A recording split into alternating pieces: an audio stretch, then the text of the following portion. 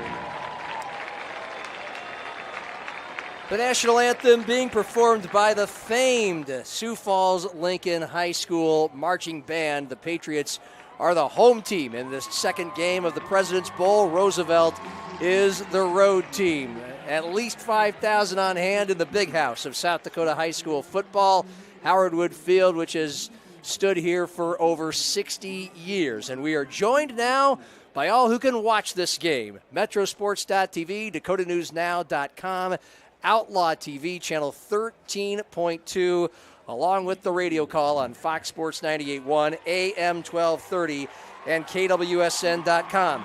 John Gaskins with Peyton Riggs, yes, the son of Curtis Riggs.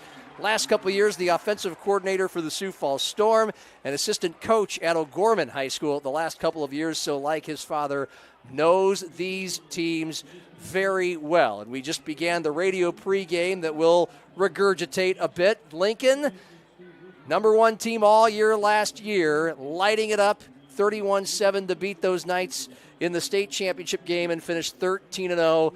And they have not rebuilt. They have reloaded under the guidance of sophomore sensation. I think it's safe to call him that already, Brody Schaefer, Tate Schaefer's brother at quarterback. Yeah, and Brody does such a phenomenal job of knowing where he's going to go with the ball. I mean, if you watched him last week, because week one you didn't really get to see much of it. You were kind of wondering who was even going to play quarterback. When you watched him last week, especially in the second half against O'Gorman, you really got to see how smart he is as just a sophomore. Because pre-snap, you could see OG was trying to mix up their coverages, and Brody was figuring it out after he already had the ball of where he was going to go and then getting the ball out as fast as he could. We may have telegraphed our player to watch for Lincoln, and we'll dig more into Brody Schaefer a little bit later. But we'll get started with our Augustana University games in 11 AAA this week. That's a long way of saying our scoreboard. And Brandon Valley shutting out O'Gorman last night. Harrisburg taking it to Rapid City Central 42-8.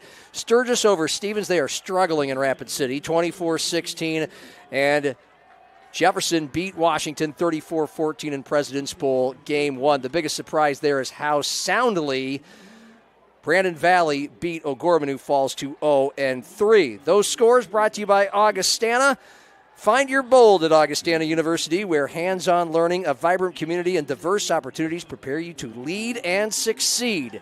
And now, our Touch Market All Saints Top 5 poll, led by the Harrisburg Tigers. Strong football factory just south of Sioux Falls, 2-0, along with Lincoln at number 2. Brandon Valley is now 3-0.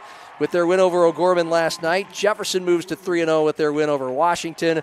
A solid top 4, and it feels like the other 5 teams in 11 AAA are just going to be looking up the rest of the year. Team profiles are brought to you by South Dakota State University. We have mentioned the Patriots are ranked number 2 in the state. They are 2-0, and they blazed out to early victories. First at Rapid City Stevens, 55-7, and then the win over O'Gorman last week, 36-19. What stood out in that win over O'Gorman? Well, the biggest thing was the fact that Brody Schaefer kept his composure in his first big game. I mean, obviously when you go out to Rapid and you play Stevens, you're a little wary starting a sophomore, but you also know that you have a lot of athletes, too, that can carry you to a victory if you need. And so when you play O'Gorman in the Dakota Bowl at O'Gorman, I mean, that's no matter how talented O'Gorman is, that's always a tough game. And so for Brody to go in, keep his composure, and especially in the second half, he looked like a senior playing. Yes. And so that's, I mean, if he's going to give them that type of play all year, they're going to be a tough team to beat. Lincoln averaging 454 yards a game, and it's almost 50-50 running and passing. Our team profile for Roosevelt is brought to you also by South Dakota State University. Fended off a 2-point conversion in week 1 to beat Rapid City Central 21-19. Jefferson, humbled them last week, 41-7, running clock. Jason Stahlberg, just the third head coach in the 34-year history of the school, taking over for Kim Nelson, who was there 15 years, won a state title, and became South Dakota's all-time coaching leader. Roosevelt has struggled on offense, just 100. Check that. The offenses they're playing are struggling, just 131 yards per game. Our players to watch are brought to you by Central Bank, and lo and behold, Lincoln's Brody Schaefer is their player to watch. No doubt about it. He has had a dynamite first couple games. 318 yards on 26 of 30 passing against O'Gorman. He's completing 2/3 of his passes. What else can we say? I mean, the biggest thing is Tate. When Tate, his older brother, started, he also was a sophomore. But the thing that Brody has that Tate didn't quite have as a sophomore was the weapons and the team around him.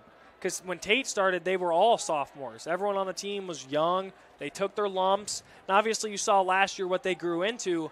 But if Brody's going to have all the talent around him and he's really the only young one, then he's set up for success in his first year at quarterback. Our player to watch for Sioux Falls Roosevelt, their offense has really come on the heels of Talon Steve.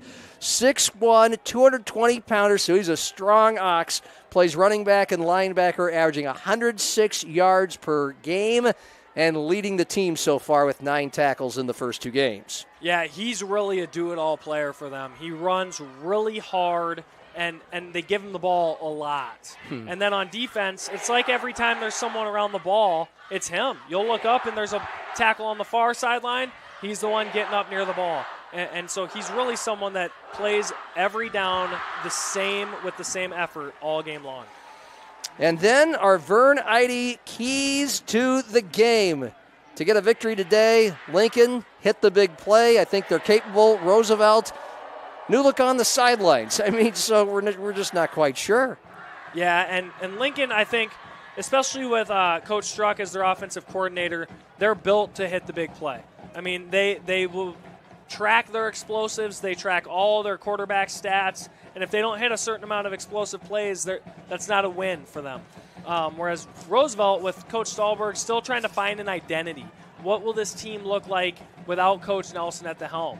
And so this is a big game for them to see. Can you fight with a team that's projected to be one of the top teams in South Dakota this year? Well, we're about to find out. They just did the coin toss. Roosevelt to receive and start this game on offense. The second game of the 2024 President's Bowl, the 33rd annual edition. Patriots in their Columbia blue jerseys and pants, white numerals, red and white trim, white helmets with the red Lincoln lettering. Roosevelt in their all-white road uniforms, jerseys and pants with their maroon numerals and maroon helmets with their Rough Rider logo. Lincoln to kick it off right to left, 80 degrees at Howard Wood Field in Sioux Falls, with about a 10-mile-an-hour wind behind the kicker, Ederson Knoll. That wind going from southwest to northeast, and this puppy is underway under the right foot of Knoll, end over end kick. It's a boomer, 2 yards deep in the end zone, touchback. Roosevelt will start at its own 20. Its defense is playing well. Its offense having a hard time moving. What would you look for them to do against the salty Lincoln defense? Well, the first thing is to try and keep Lincoln's D-line off balance. You can't just lean on one thing. You can't run the ball every play. You can't start every first down with a run, because good teams are coached to understand what the other team's coaching is. And so these players understand that Roosevelt's probably going to give the ball to Steve a lot, but they also need to expand and get the ball to some of their other playmakers. Riley Casey started the season as the backup. Now he's the starter at quarterback. He's from the gun, 1st and 10 Riders, first play of the game, their own 20, and he has pressure in the backfield. He is sacked. He is almost body slammed back there by Lincoln's Jace Weber. Okay, here we go again. Is that 22? It's 32. Those white blocky numerals, Gabe Bruns. That makes a lot more sense. He's one of their top defenders coming back from that state title team. It is a 2-yard loss. Roosevelt averaging 151 yards on the ground, 45 through the air. So this is a run-heavy team through its first 2 games, 1-1 to start the year. 2nd and 12, their own 18 between the hashes, left to right, 3 wide left, 1 right, and a back right behind. That's Steve. He gets the handoff, tries to go right. He's able to kind of inch his way forward out of a shoestring tackle, but may have gotten to the 24, or check that, the 19, a 1-yard gain. Yeah, and you can see Lincoln's defensive strategy already is to put 6 in the box against Roosevelt's 5 linemen, and then overload that trip side that Roosevelt has, and they're really just leaving the single receiver one-on-one with Jameer Bird, who they feel like is one of their best corners. 3rd and 11 Rough Riders just starting the game at their own 19. Again, 3 wide left, 1 right. 4 down lineman, Lincoln staying home. Riley Casey from the gun. 3-step drop. Now he backpedals with pressure, throws left, jump ball, knocked away. Great coverage. Tough pass to catch on the far sideline at the first down stick 30, and the Rough Riders have to punt. Yeah, and that's not a great start for Roosevelt, especially seeing how he threw that ball. It wasn't a very confident throw. It was very like, I don't know if I should throw this, but I don't want to throw it away. And so Roosevelt's got to find a way to get Casey into a rhythm, get him some easy completions so that he builds some confidence, because the last thing you need is your quarterback to be worried during a game against Lincoln. Jamin Huntington, the Roosevelt punter, high snap back at the 8. He gets it underway, but he kicks it 10, 15 yards shy of the 2 Lincoln returners. It lands at Roosevelt's 48, bounces ahead, and dies at the 50. So awesome starting field position for a Lincoln offense that has scored 91 points in its first 2 games. It's a 45.5-point average. That's actually better than last year's team that averaged about 43 points per game en route to a 13-0 mark and a state championship. New quarterback Brody Schaefer, the sophomore. He is the younger brother of Tate Schaefer, who set all the Lincoln and 11 AAA South Dakota football records. A snap that is mishandled. He's being tugged by the jersey in the backfield, and he throws a pass to the right side that actually was in the area code of the intended receiver, just beyond the first down stick at the 41 on the boundary. And that's a play that Brody Schaefer needs to be able to just throw the ball away.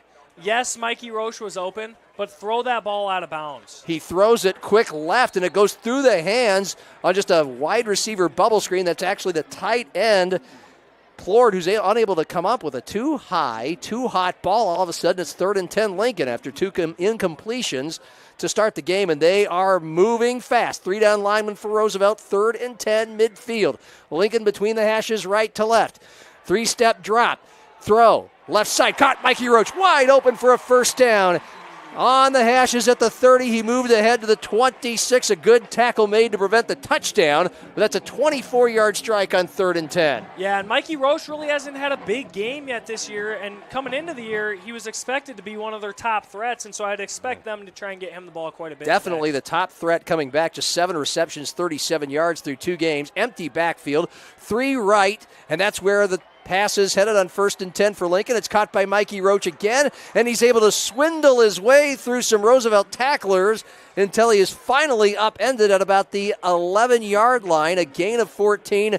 Lincoln after 2 clunkers to start the game with 2 first downs, and they've moved about 39 yards, and now they are at the Roosevelt 11 from the far hash, right to left, and it's a handoff, little sweep action. Roach is trying to move around the left corner, and he is stuffed by about 3 different riders. They sniffed him out all the way back at the 16. That's a 5-yard loss. The first guy in there for Roosevelt was Brody Frick, a linebacker, and it will bring up a 2nd and 14 for Lincoln at the Roosevelt 15. Now on the near hash, right to left. One back, that's Josh Myers to the right of the quarterback, Brody Schaefer. Mikey Roach is in motion behind the two of them, left to right. It's a handoff, Myers left side. And once again, Roosevelt is right on the spot. Talon Steve, part of the tackle, maybe a yard, 3rd and 13. Yeah, and how will Brody Schaefer handle a play where the defense knows it's going to be a pass? I would be shocked to see a run, and if it is, that tells me that they're content kicking a field goal right here. Scoreless, 3+ minutes in. Lincoln, 3rd and 14 from the Roosevelt 14. Brody Schaefer called the play, looked back at his sideline. They give him a play. Now he directs Josh Myers to stand right next to him on the left side. 3 wide right, 1 left. Plenty of time. Throws toward the end zone. It is battled for and caught. Mikey Roach ripped the ball away from his defender. Touchdown Lincoln to start the game. Yeah, and you saw Lincoln's coaching staff right there really shine because they got him on a hard count. They got Roosevelt to show they were going to roll into cover 3, and Mikey Roach is able to just run by the downhill safety to the wide side of the field where the single high safety couldn't get to, and Schaefer fitted in the window. Roach did a great job coming back and wrestling it away. Edison Knoll, 9 of 11, now 10 of 12 on his extra points. Plenty of breeze behind him, and it's perfect. And with 8:18 remaining, first quarter, Lincoln 7, Roosevelt 0. It's high school football, the President's Bowl on Fox Sports 98.1, Outlaw Channel 13.2, and Metrosports.tv. Experience it all. Follow your academic and career goals and your love for the arts, music, and competition that thrills you. Learn from award-winning faculty and in classes where you are more than a number. Build lifelong friendships at game day experiences and in student organizations for all interests. At Augustana, you don't have to choose. Live and learn in the heart of South Dakota's largest city, where job opportunities, networks of professionals, and a hometown feel await you. Find your bold at Augustana University. Your time is valuable. You shouldn't have to wait for the weather forecast. That's why the First Alert Weather Team is giving you weather every 5 minutes in every newscast. Every 5 minutes in the morning? Every 5 minutes in the evening. And every 5 minutes on the weekends, too. Focusing on the weather that affects you. You'll always get the First Alert so you can plan ahead. First Alert weather every 5 minutes. Only on Dakota News Now. Lincoln kicking off after a 50-yard touchdown drive on the Patriots' first possession of the game. After holding Roosevelt 3 and out, Edison Knoll, little less steam in this kickoff, but it is fumbled at the 2 and just goes into the end zone. Once the ball crosses the plane, no matter what, it is a touchback. And so Roosevelt will start from its own 20 once again. And again, they started 3 and out on their first drive. John Gaskins with Peyton Riggs, the President's Bowl. Jefferson beat Washington 34-14 in Game 1. Another game where a top 4 ranked team heavily favored. That would be the Patriots, already on top 7-zip. 8:15 remaining in the first. And quarterback Riley Casey sets up shop again for the Riders at their own 20. Left to right they go between the hashes. Lincoln with 4 down linemen. Talon Steve to the left of Riley. It's option pitch left. Steve takes it. Left side angling. Gets out of 1 tackle 25. Pulls over a defender sideline 30. And finally runs out of real estate at about the 33. A 13-yard gain. You saw why they love him at Roosevelt. Talon Steve. And it's a really good play design against the way Lincoln's lining up with just a 6-man box and the 2 backers being packed into the middle. But I tell you what, Riley Casey's going to learn how to fade with the pitch here quick because he took a shot when the pitch man got him there. 13 yards in Roosevelt's first down of the contest from their own 33. Far side hash left to right. 3 wide to the short side left. 1 to the near side right. Steve now to Riley's right. And now he sends a guy in motion just before the snap. Flips it to that player, moving left to right, trying to get around the right corner. Markman at the 35 is hit pretty hard toward the boundary on the near side at the 37. A 2-yard gain. The open field tackle for Lincoln went to cornerback Jameer Bird. Yeah, and you've seen even in the Jefferson game, both teams running this jet sweep where they can flip it to the guy and it's counted as a forward pass. But at some point, one of these teams has to run a play action off of it because everyone's flying to the jet sweep man, and you get a guy up the seam really easy. 4-yard gain brings up 2nd and 6 Roosevelt from its own 37. Near hash. They're moving left to right. 3 wide left, 1 to the short side, near side right. And now Steve is behind Riley. A short drop, throw right side, and nothing doing wide at the 42-yard line of the intended Elijah Fenner in single coverage. Not a lot of time for Riley to throw. It's 3rd and 6. Yeah, they were trying to get the ball out quick on a quick little slant to the short side, but it's really tough when you're a quarterback at the height of 5'10", and they blitz right up the middle, and they all get their hands up. I would suggest throwing hitch routes to the outside if that's the case. Not a lot has changed from Kim Nelson to Jason Stahlberg when it comes to the offense. 4 wide again, 2 each side, 3rd and 6. Man in motion left to right. And that's a quick pass to the man in motion at the 35. Catches it on the numbers, but great tackling by Lincoln on the near boundary at the 34. Edison Knoll, the safety, a veteran, comes up to make the stop 5 yards shy of the first down. So after an early first down, the Riders have to punt again. Yeah, and that was really a play trying to get your guy the ball in space, but you run a bubble screen into the boundary, and Lincoln's just more physical and fast to the ball where you need more room if you're going to call that play. Kalaho Liongola, the man who was trying to run that sweep, and so Roosevelt punting again from its own 28. High kick, short kick, not much hang time. Roach catches at 35. And he just runs straight down the numbers, 40 and into a crowd at about the 45. So Lincoln, first drive started at midfield after forcing Roosevelt to punt. Defense holds again and now starts at its own 45. In front of about 6,000 or 7,000. President's Bowl, Howard Wood Field seats 12,000. This is the 33rd edition. We started this party back in 1992, and now it's 4 Sioux Falls Public Schools. 6:25 remaining in the first. Lincoln up 7-zip with the ball.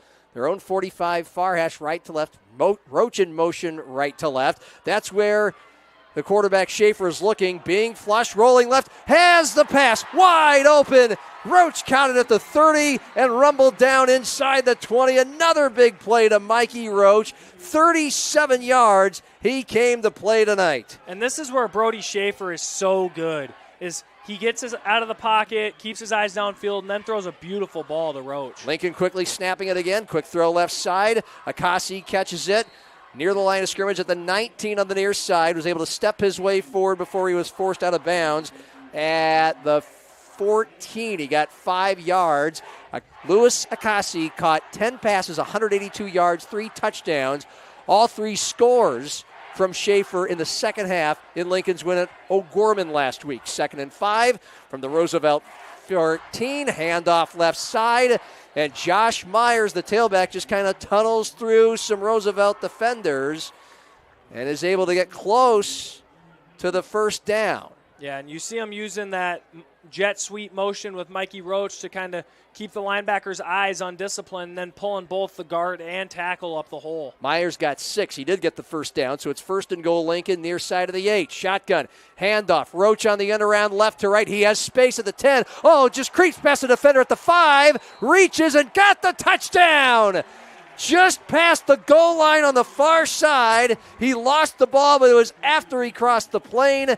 And Lincoln with 2 quick scores, both from Mikey Roach within the first 7 minutes of this game. Man, what a blessing it would be to be Coach Fredenberg at Lincoln right now, where you call a play and you don't even block it right, and Roach still makes the guy miss that is supposed to be blocked. You had enough guys, and he still scores. Snap, spot, hold, kick is through for Edison Knoll.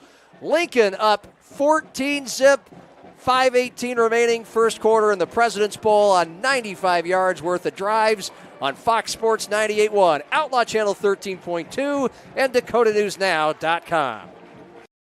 In nursing, where you work matters.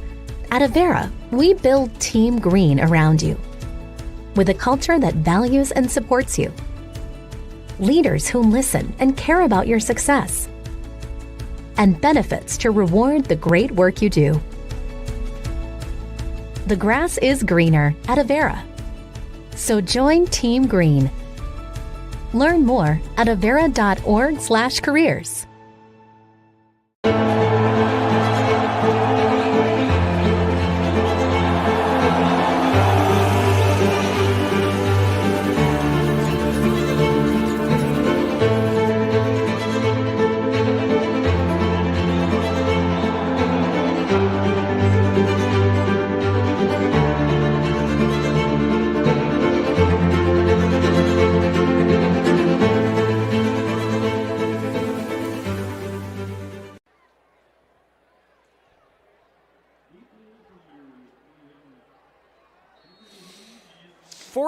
Zip Lincoln the lead. Their latest touchdown drive, 45 yards, ending with Mikey Roach's 8-yard run all the way across the width of the field. A player who only had 37 yards to his name coming in, at least catching the ball, piled up that many on just the first pass completion of the most recent touchdown drive. Edison Knoll kicking off right to left, and again with about 10 miles an hour of southerly wind behind him, 2 yards deep into the end zone, a touchback, and Roosevelt, who went with punts on their first two drives, 3 and out the first time, a quick first down on the second drive before punting it away again. Third consecutive possession starting at their own 20. Riley Casey, the junior quarterback, 11 of 17 for 89 yards. That's combined in Roosevelt's first two games. He came in at some point in game number 1. He was not the starter to start the season. He has a touchdown and 2 picks, and he has 2 wide each side on this first down. Handoff to Talon Steve, and boy, the Lincoln front 7 getting right in his face and stopping him for no gain. Yeah, and they're trying to run through the teeth of the defense right now, and it's really not there because they only have 5 blockers to Lincoln's 6 defenders. And so they need to start looking at numbers in the run game of how can we get our guys to where we can get a hat on a hat so they don't have to run through people. Kalaho Lingola had the carry, not Talon Steve, on that first play of this possession, 2nd and 10. Roosevelt their own 20, between the hashes left to right, 3-down lineman Lincoln. Handoff. Nope, it's a fake handoff. Casey trying to break free in the backfield. He's got 4 different Patriots chasing him, and one of them takes him out of bounds at the 14 for about a 6-yard loss. The Patriots are just getting into that backfield immediately. That play was made by Connor Gray, an outside linebacker. Yeah, and you can see right now, I mean, I don't think he's reading it because if he was, it should have been a give. But Ruben DeHaye does a really good job of battling the tackle, making Casey bow backwards while his linebackers are flowing to make that tackle. Yeah, Ruben DeHaye could be a guy we'll be seeing on Saturdays. A lot of these Patriots could be. 3rd and 17 after the 7-yard loss. Roosevelt its own 13, down 14 zip, under 4 to go first quarter. Casey has rush coming from every side. He unleashes a bomb that's caught at the 45, middle of the field, and he's staying on his feet. 30 to the 20, diagonaling 15, one guy to beat at the 1. He got in. Kalaho Lingola. That's an 83-yard touchdown strike under duress. Welcome to high school football. Riley Casey and the Rough Riders have dented this Lincoln lead. Yeah, and you saw Kahalo Lingola run just a straight seam route, and it looked like there was nothing there because the other side had a seam route right next to him. Casey really, I think he was just throwing, he saw Jersey and threw because both guys were wide open. And you saw Lincoln loves to play downhill and aggressive, and it really got to their secondary there where they bit on that first move. Point after, Markman the hold, snap, kick, a line drive. Not pretty, but it is through for Roosevelt's Ethan Folsland. And the Rough Riders have made this a 14-7 game just like that. I mean, a lot of people expecting a Lincoln blowout tonight, and you can imagine what that does to the confidence of the Roosevelt Rough Riders this early in the game. An 83-yard bomb from Casey to Lingola. Yeah, and you get to see this next drive, how Lincoln's going to respond to Roosevelt, a team that no one expects to really even stay in the game, scoring on a 3rd and 15 where you're thinking you're getting off the field. I mean, really, Lincoln's defense is calling a defense trying to just stop 15 yards, not expecting Casey to get a bomb off. when then Lingola breaks a few tackles and scores, how is Lincoln's offense going to respond? And the one thing they do such a good job of is playing up tempo. But if they have 2 bad plays to start the drive, your defense is back out on the field really quick if Roosevelt gets a stop. I wonder who dialed up that play. Roosevelt does have an offensive coordinator, a new one this year in Trevor DeShepper, but they've got a decent brain trust in that Roosevelt coaching booth next door to us, and including a father-son combo. We've got time. Kim Nelson, he just retired. And he's now back coaching the freshman at Roosevelt, sitting up in the booth and calling the plays. 349 wins, the all-time wins leader in South Dakota high school history, and he's next to his son Joey, who is also a part of the staff, of course played high school football in Sioux Falls. Weird kickoff. What happened there? A little knuckleball and the whistle's blew. Yeah, I didn't quite see what happened, but if there's no flag, like I would have guessed offside, but there's no flag. Did the ball fall off the tee before he got to it? I'm not sure. I was too busy enjoying the fact that we got to talk about Kim and Joey Nelson on the Roosevelt staff. I thought we'd maybe have to wait for a while, but hey, 83-yard touchdown pass. Yeah, and you saw the look. When Lingola broke those tackles, you saw Kim look over at Joey like, we need to get that kid the ball more. So I wouldn't be shocked if he has a few more touches. It was his second touchdown reception in these first 2 and change games.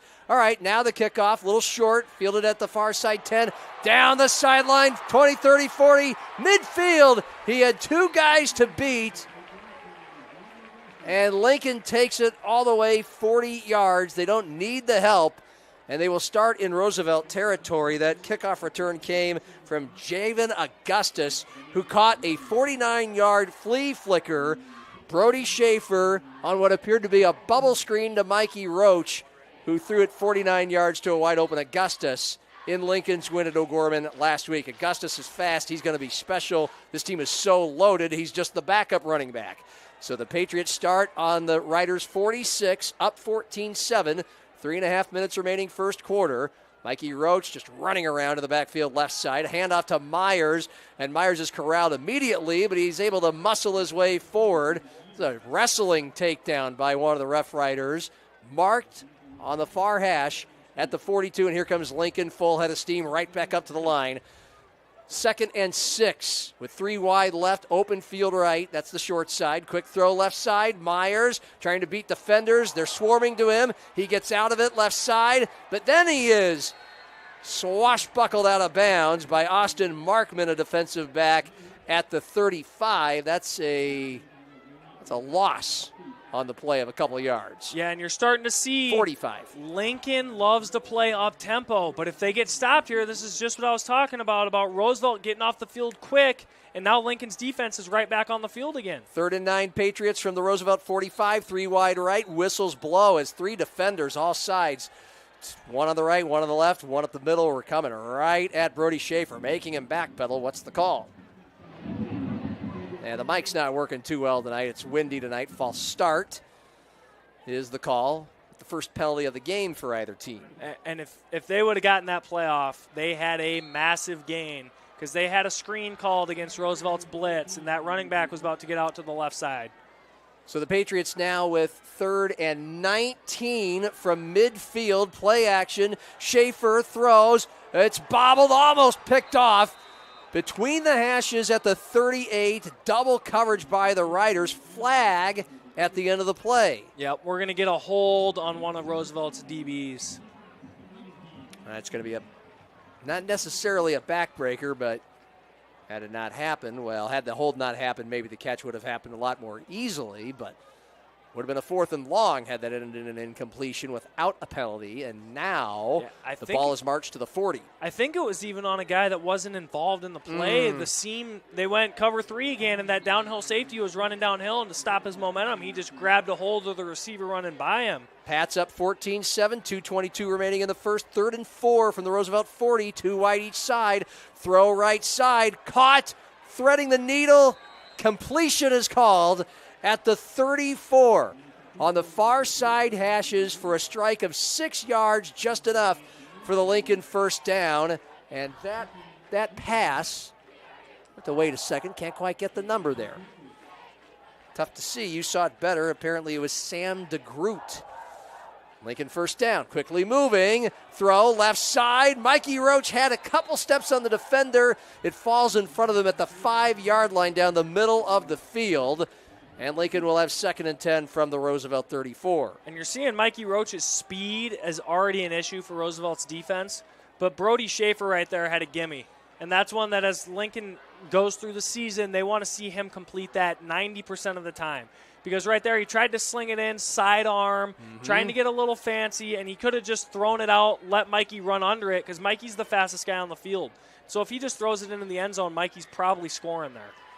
2nd and 10 Lincoln for the Roosevelt 34 between the hashes, right to left, 2 wide each side, throw to the right. Caught, bobbled, caught, and then wrapped up immediately. Even if he caught it immediately and didn't bobble it, there wasn't a whole lot of room for the wideout to go.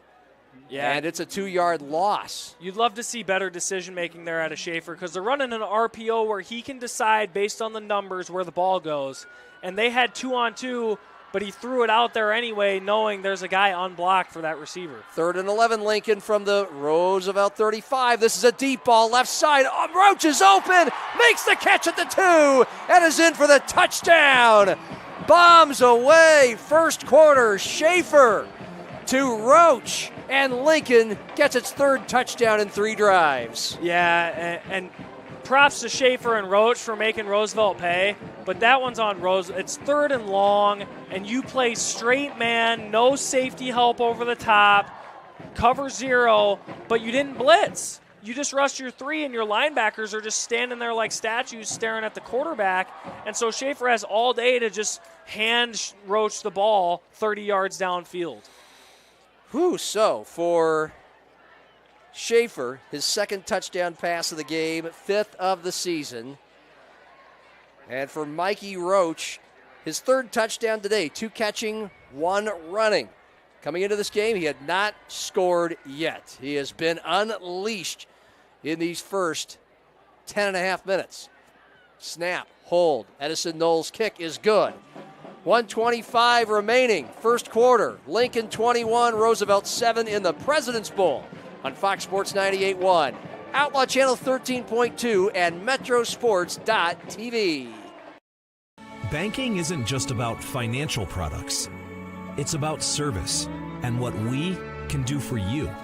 Those personal touches are at the core of who we are at Central Bank. Decisions are made locally by people who get to know you. And while a lot has changed since 1877, we're still committed to our customers and to being the best bank in every community we serve.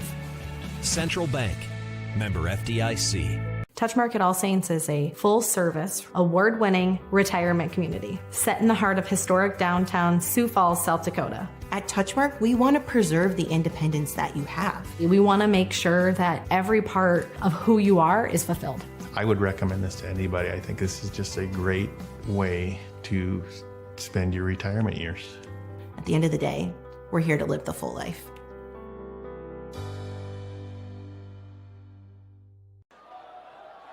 Lincoln. 3 touchdowns in 3 drives for the Lincoln Patriots. About 150 yards, short fields, and no issues getting in the end zone. Kickoff right to left, Edison Knoll. Again, a touchback. Halfway into the end zone, he has a leg. 1:25 remaining in the first. 21-7 Lincoln with the lead. That latest drive went about 48 yards. It was Schaefer to Roach from 35 out. Deep fade route. Mikey Roach has 49 yards in touchdown receptions alone. He also has an 8-yard touchdown run on a jet sweep. He has a couple other catches in this game. And meanwhile, Roosevelt's offense back on the field after an 83-yard touchdown the last time they were there. Punts on their first 2 drives. 4th drive of the quarter. It's been a fast-moving, high-flying game. They start at their own 20 for the 4th straight time, and it's a handoff to the tailback. And once again, Lincoln has defenders in the backfield almost immediately. So a short gain. Talon Stieff, their starting running back. I don't think that was him again. No, it's hard to tell. You saw there, though, it didn't matter who was at running back for that play. Ruben DeHaye was in the backfield as he was handing the ball off. And that's one where last year I know Ruben played nose guard for Lincoln and played pretty high, and he worked on his leverage all offseason. That looked really good there. So Steve, the running back for the first couple of games in a productive one, he's a wideout again. And he's moving left from the slot. Now next to the quarterback, Casey, from the 15-yard line. Casey runs right, being chased out of bounds at the 20. A gain of 1 yard. It'll bring up 3rd and 10 for Roosevelt. So Talon Steve has been the running back, and he was great the first 2 weeks. He had 211 total yards.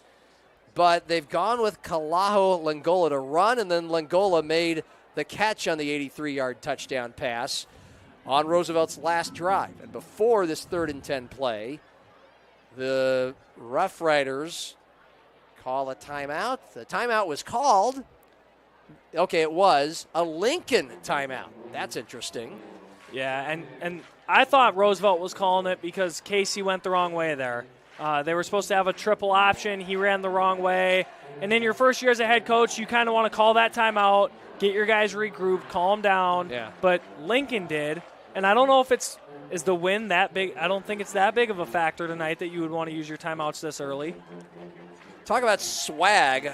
The Lincoln Band, of course, is playing, you know the tune. Everybody knows that tune at football games. Kishmar Eberlein, the nose tackle, or the nose guard, and Ruben Dye. I mean, they were dancing with both arms flying in the air as they got back on the field. They're having some fun. Lincoln's up 21-7, 27 seconds remaining first quarter, and a 3rd and 10 for Roosevelt at its own 20. Near side, left to right. Casey in the gun. 3 wide left, 1 right. That's where it's going. It's dropped immediately. Just a quick throw, right side, and dropped on the hands of Weston Petchus and forcing Roosevelt's 3rd punt in 4 drives. Yeah, and even that play, like you're motioning guys, you shift to trips, and then your running back is going to be your blocker for your receiver on a screen, and none of your linemen got out. And so the outside linebacker was right there if Weston catches it. To really, I mean, I think you maybe would have gotten 1 yard on 3rd and 10. 3rd punt for Jamin Huntington. First 2 have been pretty short, so is this one. Way too high, into the wind. It's knocked down, lands at the 35, takes a Roosevelt bounce to the 39 where it is down. But, I mean, Lincoln has now started at midfield, at its own 45, at Roosevelt's 45, and now at Roosevelt's 39. And the Patriots scored touchdowns with Mikey Roach crossing the goal line on each of the first 3 drives. This one starts with 14 seconds remaining in the first quarter. Lincoln up 21-7. And they're in between the hashes, moving right to left. 3 down linemen, Rough Riders, jet sweep, Roach, fake handoff to him. Schaefer unloads, left side. It's a man open at the 10. He makes the catch. Augustus corralled out of bounds at the 5. Lincoln just tossing it up in the air, and it's working. That is a 34-yard strike. They'll have 1st and goal at the 5. They're going to race right up there with 5 seconds remaining in the first quarter and get another snap in. Brody Schaefer, again, brilliant so far. He is just a sophomore, and he has been on the mark over and over again. Another fake jet sweep to Roach. Handoff left side, Augustus. Bangs off one defender at the 3. Falls forward to about the 2, maybe the 1, and we've reached the end of the first quarter. Wow, did sparks fly. Lincoln 21, Roosevelt 7. We go to the second, 1 minute away on Fox Sports 98.1, Outlaw Channel 13.2, and DakotaNewsNow.com. Finding a place to belong is everything. It's where you can make a difference, where you're heard, where you have a team that supports you, and the benefits you deserve. At Avera, you can find that place. You belong at Avera. Apply today. Avera.org/careers. Experience it all. Follow your academic and career goals and your love for the arts, music, and competition that thrills you. Learn from award-winning faculty and in classes where you are more than a number. Build lifelong friendships at game day experiences and in student organizations for all interests. At Augustana, you don't have to choose. Live and learn in the heart of South Dakota's largest city, where job opportunities, networks of professionals, and a hometown feel await you.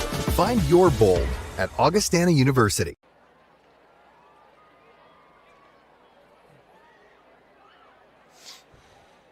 Second quarter, President's Bowl starts with Lincoln second and goal at the 2-yard line. Already up 21-7. They move left to right, far side hash. Brody Schaefer keeps it left. He's got space. He has a touchdown. He just runs right into the end zone, corner left, and Lincoln is up 27-7. 4 drives, 4 touchdowns with ease, Peyton Riggs. Yeah, and you saw him start in a single file line there so that Roosevelt can't dictate the strength, and then they break out into their formation, and then at first I thought it was breakfast. There was pancakes everywhere. They had, I think, 4 or 5 different pancakes, and Schaefer, when that happens, the quarterback, especially when your quarterback's the one running, and you know you have a hat on a hat, he can just walk right in. Snap, hold, kick, Knoll once again through, working against a 10-15 mile an hour wind. And Lincoln up 28-7 after another laser-quick drive. Roosevelt has shown no signs of having an ability to stop the Lincoln offense. And you're right, it does start up front as Schaefer rushes for a touchdown for the 5th time. He has more touchdown runs than passes. Or actually, it's now a 5-5 dead heat. He has 2 touchdown tosses tonight, now 1 touchdown run, so 5 each. This time it was from 2 yards out. Yeah, and you saw it with Tate Schaefer last year, his older brother, but Coach Struck is really smart when he gets inside the 10-yard line of understanding that if you use your quarterback as the runner, you can block everyone except one guy, and usually that's the backside corner that can't even get in the play. Yeah. And so he's really good about using formations and pulling offensive linemen to where if he runs his quarterback, usually you're able to at least get 5 or 6 and score. You know who said that quarterback running one extra guy thing, just like that very same thing last week at O'Gorman? It had to have been you. Curtis Riggs, yeah. No, I'm not nearly that smart. Peyton Riggs on the broadcast today. Curtis is in Madison, where he got to watch his best friend Kalen DeBoer at Alabama roll Wisconsin 42-10. So the Patriots kicking off again. Edison Knoll, now he had 3 touchbacks in that first quarter with the wind behind him. Let's see what that strong right leg does left to right. Yeah, he's trying to powers it through the wind, and it gets caught at the 15-yard line. Austin Markman angling right, tripped up across the 20 to the 21. Nice kickoff tackle made by Lincoln. So Roosevelt actually at the 22, their best starting field position of the game. Some early stats after 1 quarter. This was before Lincoln's 35-yard drive. They just scored. Lincoln with 183 yards on 19 plays. That'll get the job done. Roosevelt with 98 yards on 13 plays, but again, 83 of those 98 on the touchdown pass. Great pass from a under duress Riley Casey to Kalaho Lingola. 1st and 10 Rough Riders. They mark it at their own 23, right to left, toss, pitch, and it's Lingola who is tracked down after angling right to near the line of scrimmage, and Ruben Dye, the defensive end, stayed with the running back. You'll love to see that as a defensive coach. 1-yard loss. Yeah, and speed option is such a great play because you can block everyone and use the read guy basically as a block because you're not going to let him tackle you. But Ruben Dye did a great job of making the quarterback pitch and then fixing his angle to go straight across to tackle the pitch guy. So it's 2nd and 11, Roosevelt, they're on 22. Far hash right to left. Lincoln 4-down lineman showing a little blitz. Give off to the left side, the handoff, and being crunched at the 25 on the near hash. So a little wide run to the left again. Lingola now playing running back while Talon Steve, their starting running back, averaging 105 yards the first 2 games, has been playing a wideout. So this brings up a 3rd and 8 for Roosevelt. They're at the 25. They need to get to the 33. And they send Steve and Markman wide right, 1 receiver short side left. A little extra extra protection on the right side. Lincoln bringing 2 linebackers near the line. And a 3-step drop. Here comes the rush. And Casey goes down. Down goes Casey at the 10-yard line. There are about 4 different Patriots coming right at him. And Luke Kremkes was part of it. So is Kishmar Eberlein, the nose guard, with the sack. And Roosevelt will punt for the 4th time in its 5 possessions. Yeah, and you've really recognized this game that Lincoln, pardon me, it's all right, feels like they don't need to blitz. They sent 1 linebacker, which is 4 guys, which really isn't a blitz, and still got home. So I could see them playing coverage most of the rest of the game. Punter stood 2 yards in his own end zone. Another shorty that gets a lot of wind behind it. The Patriots let it go. It landed at midfield and then rolled another 9 yards before it dies at the 41. So that punt, the 4th of the game for Jamin Huntington. Line of scrimmage was the 25. So that goes for about 34 yards. President's Bowl, 33rd edition. Howard Wood Field in Sioux Falls. What an incredibly beautiful, blissful night. Sun is going down. We're now completely in the shadows. Temperatures in the 70s. A healthy breeze south to north. Lincoln up 28-7, 9:40 remaining second quarter. And on first down, a throw to the far side. That's the left side. Luis Acasi, who's been quiet tonight because Mikey Roach has been making all the noise, catches it for a 4-yard gain. He was right up against the boundary in man coverage and stopped immediately. And Lincoln races to 2nd down and 6 from its own 45. And a handoff right side. There's room for Josh Myers. Breaks a tackle in midfield, rumbling through at the 40, and finally taken down at the 34 of Roosevelt by a defensive back. But that's the biggest run of the night. Josh Myers. I mean, Lincoln has been basically spreading it out and dishing the ball through the air. And Myers gets a big gainer of about 23 yards. Play action, 1st and 10 Lincoln. Wide open, catches made, marks at the 25. He's able to inch his way across the 20 to the 17 as Lincoln goes hurry up for another 16 yards. Peyton Riggs might get the talk before the Patriots reach the end zone. We'll see. 1st and 10 Lincoln at the Roosevelt 17. A handoff to Myers off the right side. This time, a slew of riders are there to greet him with some authority. Talon Steve for a 1-yard loss. Yeah, and you see Lincoln put so much stress on the defense, not only with their tempo, but the fact that they have bubble screens and a run play almost every time. And so the linebackers have to decide, do I want to fly out or do I want to fly downhill too? 2nd and 10, Lincoln at the 17. Here's a pass. Acasi catches it at the goal line and is in for the score. So Peyton Riggs did get to talk before Lincoln got to the end zone, but then they get there right away on an 18-yard touchdown pass. The receiver had just a step on his defender.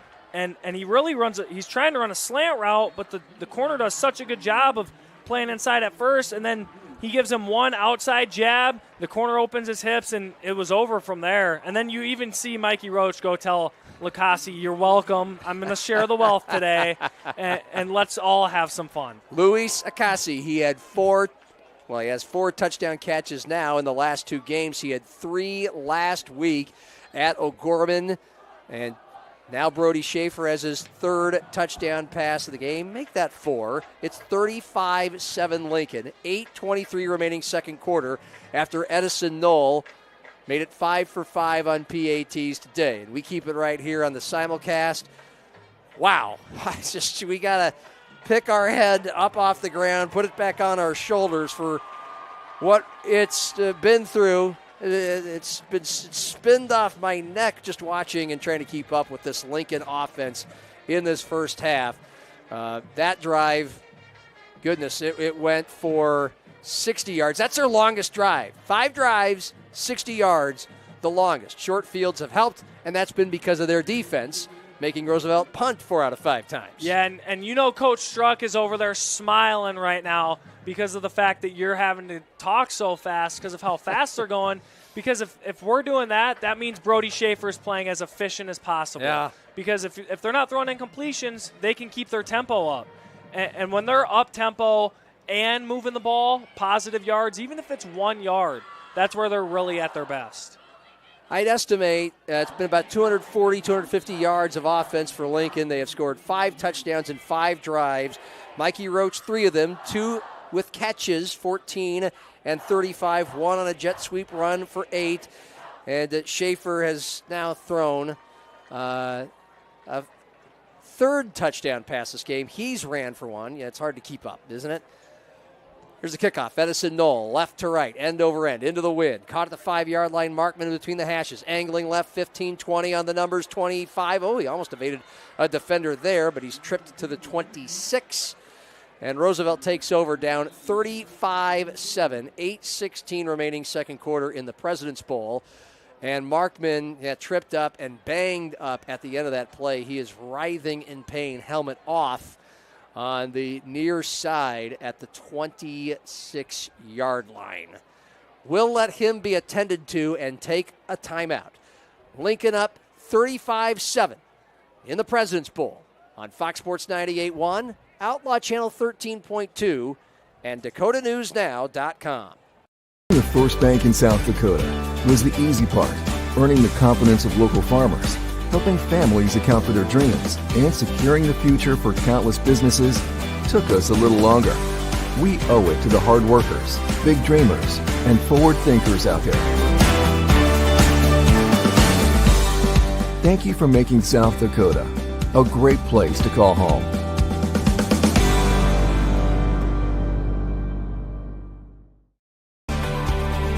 Jackrabbits don't wait to see what the future holds. They build it. At South Dakota State University, the next generation's leaders are preparing to launch. They're focusing on growth, and they're reaching new heights of excellence across vital industries. SDSU is building something greater for South Dakota and the world. Join us.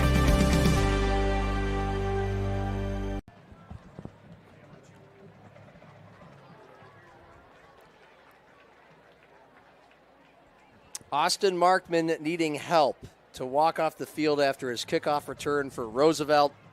He is very gingerly walking, not necessarily favoring one foot over the other, arms draped over a pair of trainers for Roosevelt. That was a slow walk off the field, and he'll be tended to on the bench. He's a Roosevelt receiver and returner, and they do not need to be short on weapons. Down 35-7 to Lincoln. 8:16 remaining second quarter. President's Bowl in Sioux Falls at Howard Wood Field.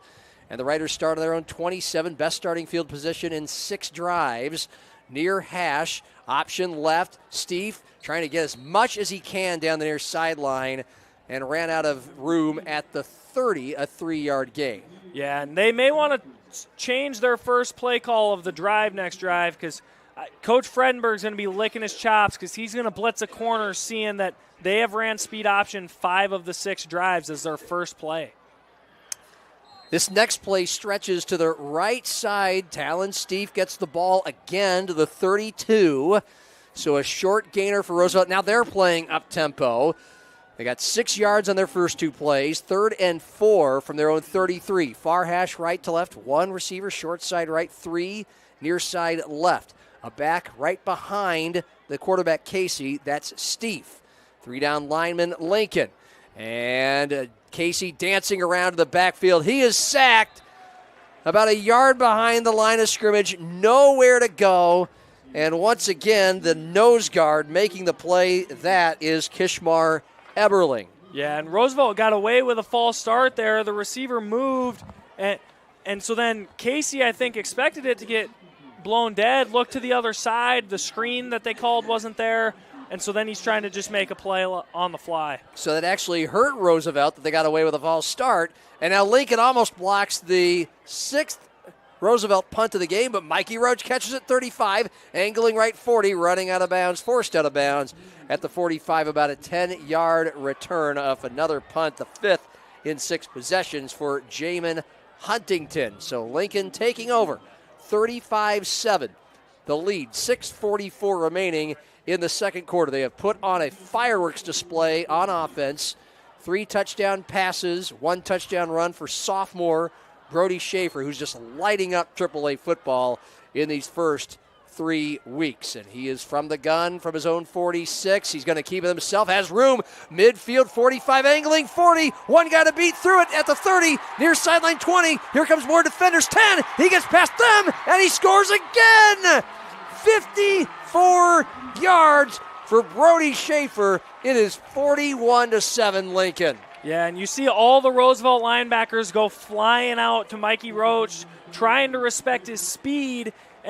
And Brody Schaefer can move, man. Like don't underestimate the way he can run. And so they end up running a power read where both guards pull, and he ends up keeping it because the linebackers are flying out, and the back door was wide open for him to run. Then he gives the last little line of defense one little stutter, and he was off to the races. He had a 56-yard run at O'Gorman last week. Extra point attempt, as I was frantically writing down yet another Lincoln touchdown on my drive summaries, was missed by Edison. No, was it blocked or just missed? He just missed it left. Okay. 6:33 remaining in the first half. The score remains Lincoln 41 and Roosevelt 7. Had Knoll made the extra point attempt, which would have meant he'd be 6 for 6 today and 15 of 17 on the year, it would be a 35-point Lincoln lead. Now, I forget, does running clock only happen in the second half, or does it happen once it gets to 35 no matter what? If I'm not mistaken, it's 35. No matter what? Yeah. Okay. Now, how often do you see 35 in the first half? Maybe that's why we're wondering. Not often. But we don't have to worry about it yet. You are correct, sir. Last week, Jefferson and Roosevelt, it was 34-0. Jefferson had missed an extra point, I think, on their chance to go up 35. Late in the second quarter, they got the ball back and threw a long touchdown pass to reach that 35 mark, actually 41 zip at halftime. And that was against these Roosevelt Rough Riders. So Lincoln up 34. Knoll kicking off, left to right, right-footed boot, end over end, taken at the 5-yard line near numbers. 10, 15, right down the numbers and into a tackle at the 20-yard line. About a 15-yard return for Tucker DeHaan, a wideout for Roosevelt, and the Rough Riders set up shop. Jason Stahlberg, the head coach, he knew coming into this season, look, it's a coaching change. Roosevelt behind in experience and depth to some other of the top talent in the metro area. Knew it would be an uphill climb this year. They started with a 21-19 two-point conversion stand to seal a win over Rapid City Central. The loss to Jefferson last week, they've just run into a freight train from Lincoln tonight. First and 10 at their own 20, and a play fake, a throw. High point catch is made in between the hashes at the 25, immediately taken down, but Kahalo Lingola, who caught the 83-yard touchdown pass in the first quarter, makes the catch. Quick wrap, 5 yards, second and a short 5 for Roosevelt. Casey, the quarterback, he is a junior, and he steps back, pressure coming, throws it up left, and just almost like he was just getting rid of it, it fades and falls at midfield. It'll be 3rd and 4. Yeah, and you see Coach DeShepard, Roosevelt's new offensive coordinator, with a little look of frustration because that play looked like a screenplay, and that's never a good thing when it wasn't supposed to be, because all 5 D linemen, or 3 D linemen, 2 linebackers were in the backfield instantly. DeShepard calls the plays from the sideline. His eye in the sky is Kim Nelson, the former Roosevelt head coach, all-time winningest coach. Here's a roll to the right, under pressure again. Casey throwing back across his body left, and incomplete. Diving for it to come back and try was Turner O'Brien, a reserve wideout for Roosevelt. For the 5th time in 7 possessions, Roosevelt goes 3 and out. For the 6th time in 7, they have to punt. Yeah, and Kishmir Eberlein is giving Roosevelt's O-line some fits. And it's kind of one where he has a vintage look to him, where he's not wearing gloves, none of the armbands. His undershirt, the sleeves are kind of hanging out, but he's in the backfield every play right now. Yeah, he sure is. The Lincoln pressure up front has really been the story when it's Roosevelt's offense on the field. Another short punt, caught at the 45. Roach angling right, 50, 40, now cutting left. He is tracked down And guess who made the track down? Boy, he is fast. That is Lingola, who had the touchdown catch for Roosevelt, the lone bright spot on the Riders' resume tonight.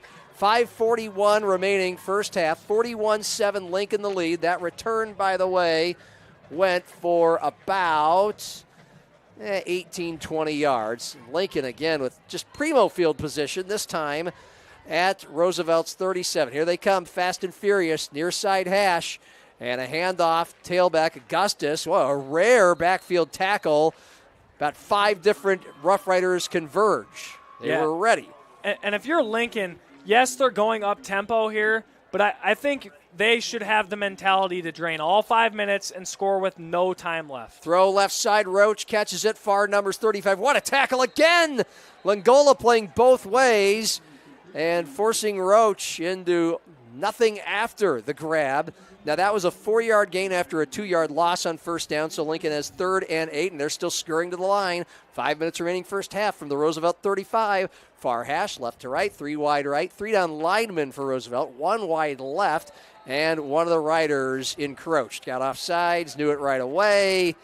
That brings a 3rd and 8 to a 3rd and 3. And this is what differentiates the great teams in South Dakota to the average or below average ones, are the teams that it's 3rd and long. Let's try and draw them off sides. I mean, you barely see it today, and Lincoln does it one time. They get Roosevelt. Now it's 3rd and 3, and you can see Brody Schaefer play for another 4 minutes because I don't think we'll see him second half. They don't need to, but it's good practice for the bigger games. 3rd and 3, Lincoln from the Roosevelt 30. Extra protection both sides. One back behind Schaefer. Pistol, handoff, Augustus left side. What a tackle at the 30-yard line. He is hit hard on the numbers and taken down. I believe that was Tucker DeHaan making the tackle for Roosevelt. And so now 4th and 2 Lincoln. Offense stays on the field. They don't race to the line. They're going to get into a bit of a huddle. Schaefer talking to his skill players. 4th and 2 from the Roosevelt 29. Far hash, left to right. Roosevelt's defense shifting. An extra lineman. Fake handoff, spinning right. Schaefer throws over the middle. It's caught. Open field at the 20. Oh, nothing but open field in front of him. It's a touchdown. Another touchdown for the Lincoln Patriots. 29 yards. And how do you do? Cade Whiting, senior backup tight end. Spoil of riches. Lincoln up 47-7. Yeah, and you can see it was just the same look as the play before with a little naked boot on the backside, and the backside tight end, as he's coming across the field, just flows into Schaefer's vision. He hits him because there's no one there, but Lincoln got lucky because their right guard tackled the blitzing linebacker. And if that would have been any bigger of a play, it would have been a hold. Edison Knoll makes the extra point. 4:20 remaining first half. Lincoln has scored on all of its 7 drives, leading Roosevelt 48-7 on Fox Sports 98.1, Outlaw Channel 13.2, and Metrosports.tv. Banking isn't just about financial products. It's about service and what we can do for you. Those personal touches are at the core of who we are at Central Bank. Decisions are made locally by people who get to know you.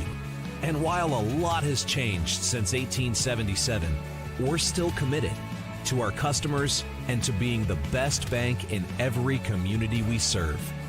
Central Bank, member FDIC. Touchmark at All Saints is a full-service, award-winning retirement community set in the heart of historic downtown Sioux Falls, South Dakota. At Touchmark, we want to preserve the independence that you have. We want to make sure that every part of who you are is fulfilled. I would recommend this to anybody. I think this is just a great way to spend your retirement years. At the end of the day, we're here to live the full life.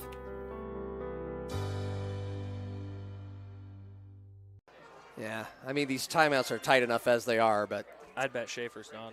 Yeah.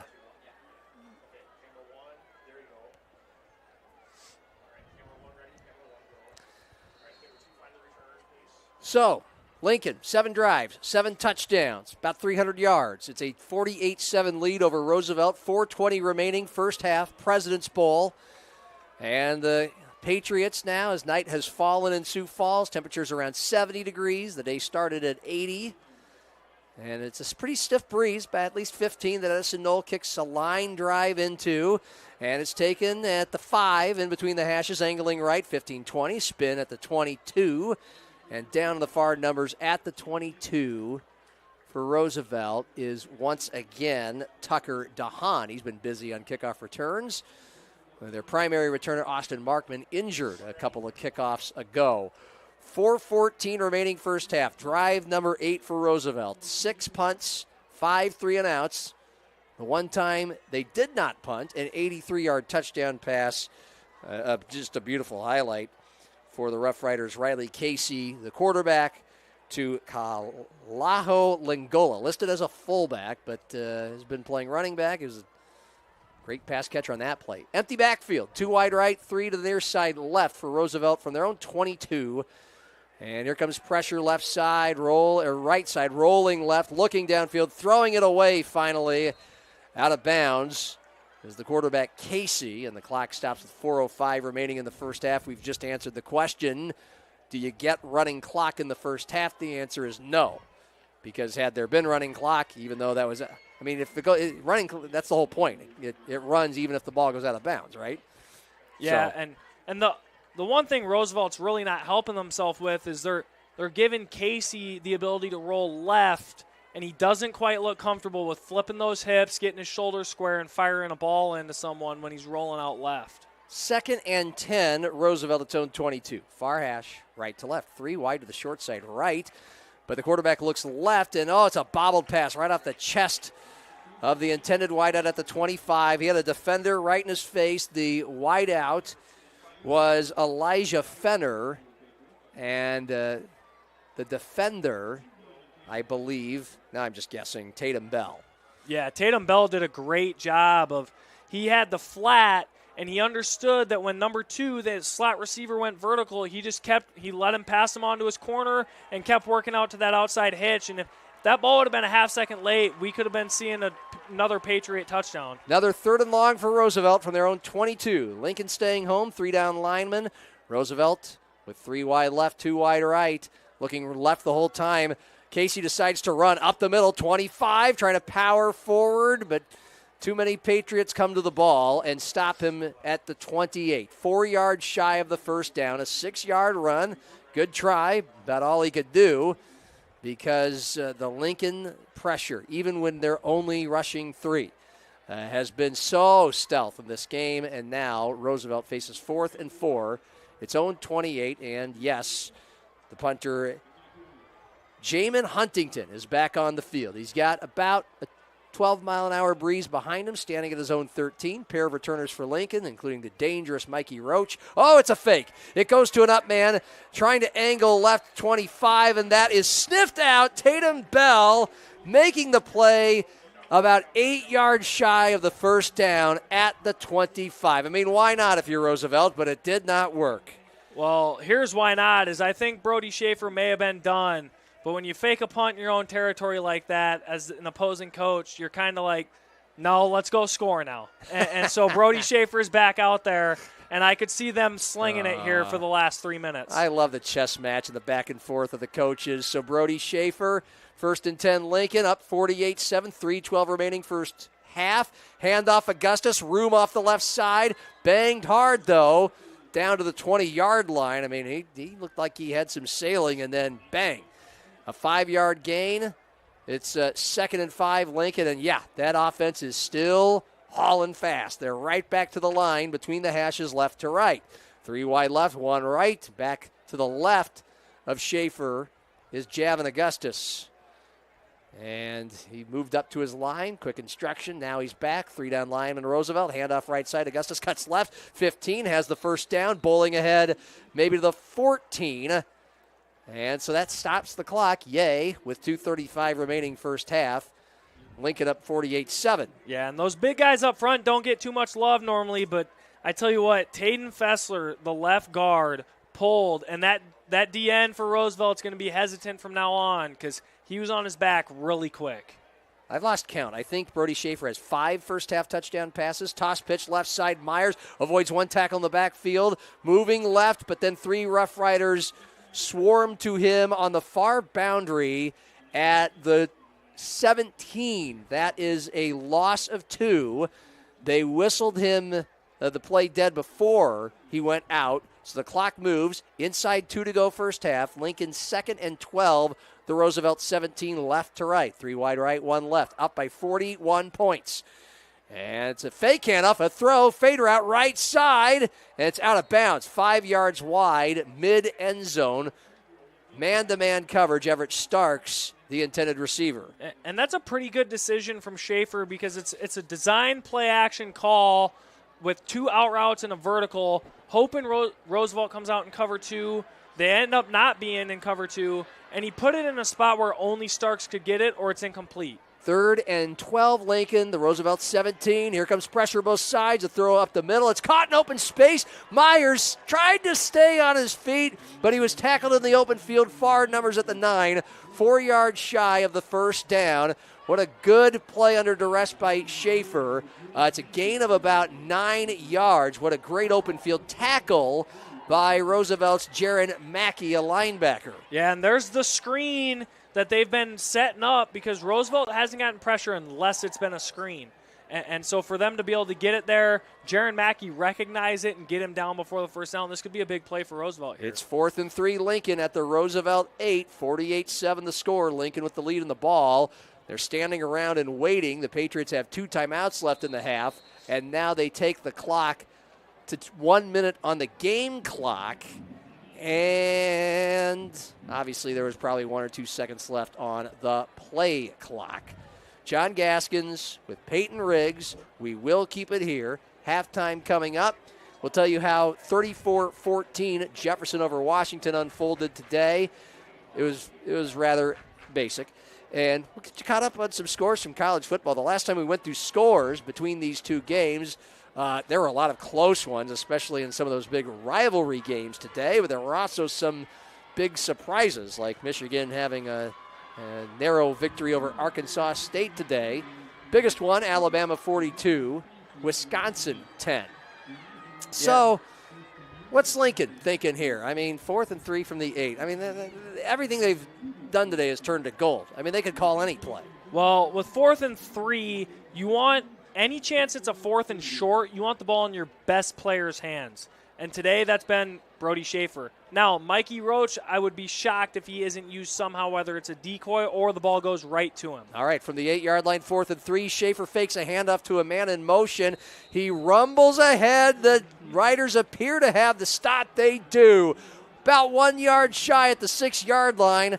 It's a little mini victory for the Roosevelt Rough Riders. They get the stop. Their first in 8 Lincoln drives. The first 7 finished in touchdowns. Yeah, and Coach Struck has called a great game, but that time I felt like instead of pulling both your guards and giving those linebackers seams to split to get Schaefer, just go zone and you follow those guys down the line instead of giving seams to those linebackers. So Rough Riders take over with 55 seconds remaining in the first half from their own 6, and they're just hoping to avoid a safety. We'll see. 5 wide, 2 right, 3 left. Man in motion, left to right. The quarterback, Casey, keeps it, lowers his head, and falls ahead to about the 9, a 3-yard gain. I mean, the Roosevelt coaching staff is just kind of about to getting up out of their seats and just waiting to get to halftime. Yeah, it would be questionable to say the least to see if they throw the ball here. I would imagine some run. We'll have running clock to start the second half. 2nd and 8 Riders from their own 8, right to left. Between the hashes, empty backfield. And Marks, the keeper, as the quarterback again. Luke Kremkes is going to dial up a sack. We've only called his name once in this game, but he's been a havoc wreaker for the Lincoln defense the last couple of years. His 6'4", 250, and SDSU commit, and we just saw why, and we've reached the end of the first half. Yeah, and Roosevelt, even on that last play, they're going up against 3 down linemen, and the line just completely, all of them zone block down to the right, and they leave the DN there for Austin Casey to try and make him miss. And when you're man-to-man with a big D lineman like that, you're just building scar tissue on a young quarterback. You know what? You really should maybe try to be an offensive coordinator somewhere. Yeah, I wouldn't want to be in those shoes. He's Peyton Riggs. I'm John Gaskins. We've reached halftime. President's Bowl Game 2. Lincoln 48, Roosevelt 7. Our halftime show comes with some scores from around college football and the Lincoln Marching Band coming your way on Fox Sports 98.1, Outlaw Channel 13.2, and Metrosports.tv.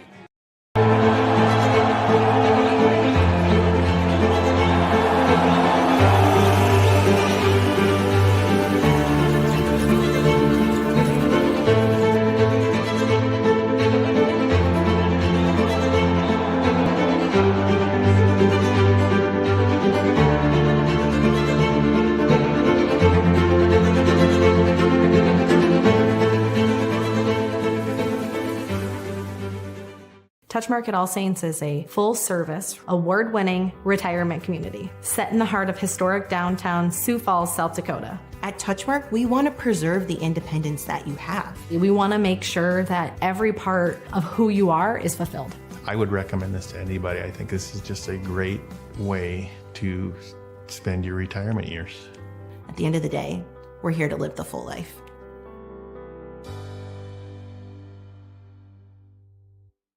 Starting the first bank in South Dakota was the easy part.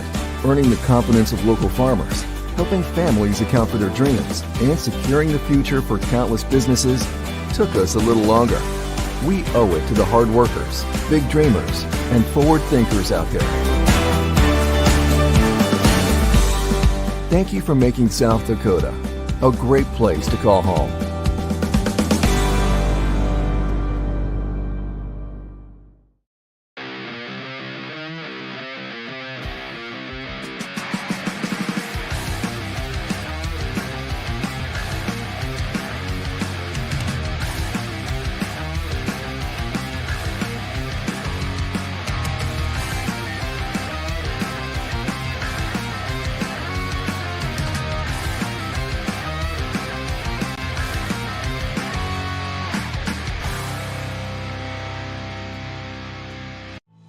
In nursing, where you work matters. At Avera, we build Team Green around you. With a culture that values and supports you. Leaders who listen and care about your success. And benefits to reward the great work you do. The grass is greener at Avera. So join Team Green. Learn more at avera.org/careers. Banking isn't just about financial products. It's about service and what we can do for you. Those personal touches are at the core of who we are at Central Bank. Decisions are made locally by people who get to know you. And while a lot has changed since 1877, we're still committed to our customers and to being the best bank in every community we serve. Central Bank, member FDIC. Experience it all. Follow your academic and career goals and your love for the arts, music, and competition that thrills you. Learn from award-winning faculty and in classes where you are more than a number. Build lifelong friendships at game day experiences and in student organizations for all interests. At Augustana, you don't have to choose. Live and learn in the heart of South Dakota's largest city, where job opportunities, networks of professionals, and a hometown feel await you. Find your bold at Augustana University. Dakota News Now at 9 on Fox Sioux Falls. Your first and only local news in prime time. 1 hour to focus on the headlines of the day, plus breaking news as it happens. 1 hour to provide in-depth coverage of the biggest stories, alerting you first to what impacts you and your family's safety. 1 hour to give you a more detailed look at your first alert forecast, updating you every 5 minutes so you can prepare for tomorrow's forecast tonight. Dakota News Now at 9 on Fox Sioux Falls. Your first alert.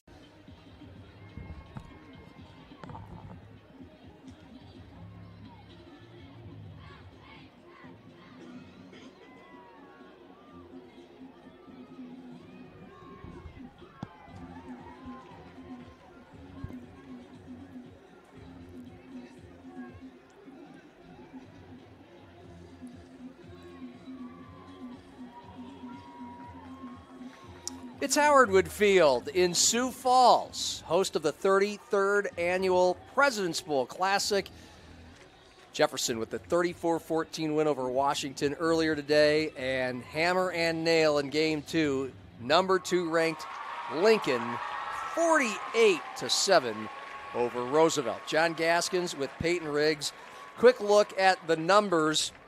48-7, so nothing we're going to say is going to surprise you. 349 total yards for the Patriots to 99 for Roosevelt. 83 of those 99 coming on the Riders' lone score, and the only drive out of 8 where they haven't punted. And that came on a touchdown strike from Riley Casey to Kalaho Langola. That made it 21-7. It put a little bit of a dent into Lincoln's early lead, but otherwise the Patriots have run roughshod. 244 through the air. Brody Schaefer is 16 of 20 for 4 touchdown passes, no picks, and very few mistakes. And the Patriots have also pounded for 105 yards on 16 carries, which is an average of just under 9 yards a carry. Schaefer has a touchdown run of 50. What was it? 54. Thank you.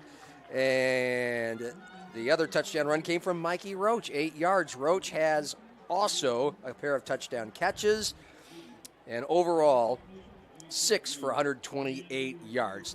Not a lot of breakdown we need to do on this game so far. Earlier today, 34-14 Jefferson over Washington, 34-0 with about 5 minutes left. The Warriors got a couple late touchdowns, but it was domination from the Cavs for the most part. But Washington had its chances in the first half and found themselves still down 20-0 at the break. Turnovers and drives just stalling were the culprit. Yeah, and I think Washington has a decent future even this season. They could be a team that, if they figure it out, they're not a team I'd want to play in the playoffs. With Tommy Hoffman having the electric arm he does and Jace Woods on the outside, they're a team that could scare some teams, but they're also a team that could lose to anybody as well because of what we saw today, where they may get a little momentum and then they'd fumble. They'd get a little momentum and then they'd get a sack. They'd get a little momentum moving the ball again, penalties. And that's really what separated the game between Jefferson playing pretty clean and Washington making a lot of mistakes that you can't do if you're going to win football games. The Cavaliers improved to 3-0. The Warriors fall to 0-3. College football today, the biggest one in this state was the rekindling of a rivalry after 20 years off. South Dakota State and Augustana, of course, the Jackrabbits #1 in FCS. The Vikings #14 in Division II, and had the early lead in Brookings today. They did. They were up 3-0, and then I saw SDSU had scored. So I know, but, to go into Brookings and get a lead right away, it's about best-case scenario you can ask for if you're an Augie fan. Now it's just how long can you keep it a game, and can you put that pressure on SDSU to maybe feel like, why are we even in this game? Why am I in the game if I'm Mark Gronowski and it's the third or fourth quarter? I shouldn't be in this game. And as an Augie fan, you're really just hoping for that. Hopefully it's a game in the third and fourth quarter. If you're an SDSU fan, you're really just hoping to see what your future looks like with some of these younger guys getting in the game later. As far as I know, it's 14-3 South Dakota State. That's the last score I have, 22 minutes ago. But the Vikings are offering more resistance, I think, than the Jacks were expecting. And, in fact, 2 minutes ago, Augustana had a 4th and 3 at the SDSU 39 and was going for it. They threw an incomplete pass. So SDSU up just 14-3 with over 2 minutes remaining in the first half. The Vikings are certainly hanging around. USD didn't get to play today. They were supposed to play Portland State. A whooping cough outbreak for Portland State canceled the game. That's all we know, and let's just move on. University of Sioux Falls beating Mary 35-33. A 35-20 lead in the fourth quarter before the Maridars made it interesting, but that's the second straight Sioux Falls squad to beat the team from Bismarck, and the Coup are now 3-0. We're going to take a look at some other scores from around the country in big boy football when we come back. It is 48-7, Lincoln over Roosevelt, halftime, President's Bowl on Fox Sports 98.1. Metrosports.tv, Outlaw Channel 13.2, and DakotaNewsNow.com. Back to school means back to routine for you and your family. Make Dakota News Now part of your routine every morning from 5 to 7. And I'll have your first alert to whether you need a coat or a jacket or some extra time to get to work. Your first alert to the news that happened overnight and what to expect for the day ahead. Dakota News Now, your first alert station.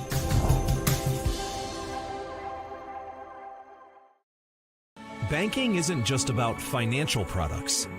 It's about service and what we can do for you. Those personal touches are at the core of who we are at Central Bank. Decisions are made locally by people who get to know you. And while a lot has changed since 1877, we're still committed to our customers and to being the best bank in every community we serve. Central Bank, member FDIC. Jackrabbits don't wait to see what the future holds. They build it. At South Dakota State University, the next generation's leaders are preparing to launch. They're focusing on growth, and they're reaching new heights of excellence across vital industries. SDSU is building something greater for South Dakota and the world. Join us. Josh and Emily are visiting Emily's parents this weekend, where Josh will propose. He's nervous, but not about the ring. Well done, Josh. Well done. Chase is proposing to Ashley at the resort where they first met. Ashley was vacationing with friends, but Chase ended up being her best friend of all, plus some. Every diamond tells a story, but there's no story like yours. And there's no diamond like a Greenberg's diamond. Greenberg's Jewelers, a cut above the rest. In nursing, where you work matters. At Avera, we build Team Green around you. With a culture that values and supports you.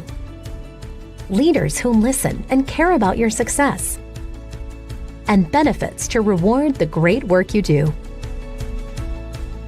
The grass is greener at Avera. So join Team Green. Learn more at avera.org/careers.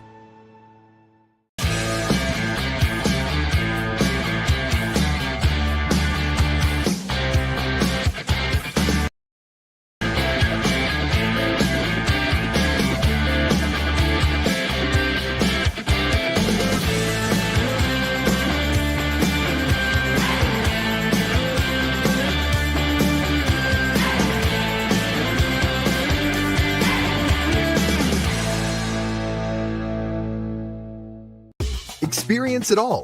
Follow your academic and career goals and your love for the arts, music, and competition that thrills you. Learn from award-winning faculty and in classes where you are more than a number. Build lifelong friendships at game day experiences and in student organizations for all interests. At Augustana, you don't have to choose. Live and learn in the heart of South Dakota's largest city, where job opportunities, networks of professionals, and a hometown feel await you. Find your bold at Augustana University. Starting the first bank in South Dakota was the easy part. Earning the confidence of local farmers, helping families account for their dreams, and securing the future for countless businesses took us a little longer. We owe it to the hard workers, big dreamers, and forward thinkers out there. Thank you for making South Dakota a great place to call home.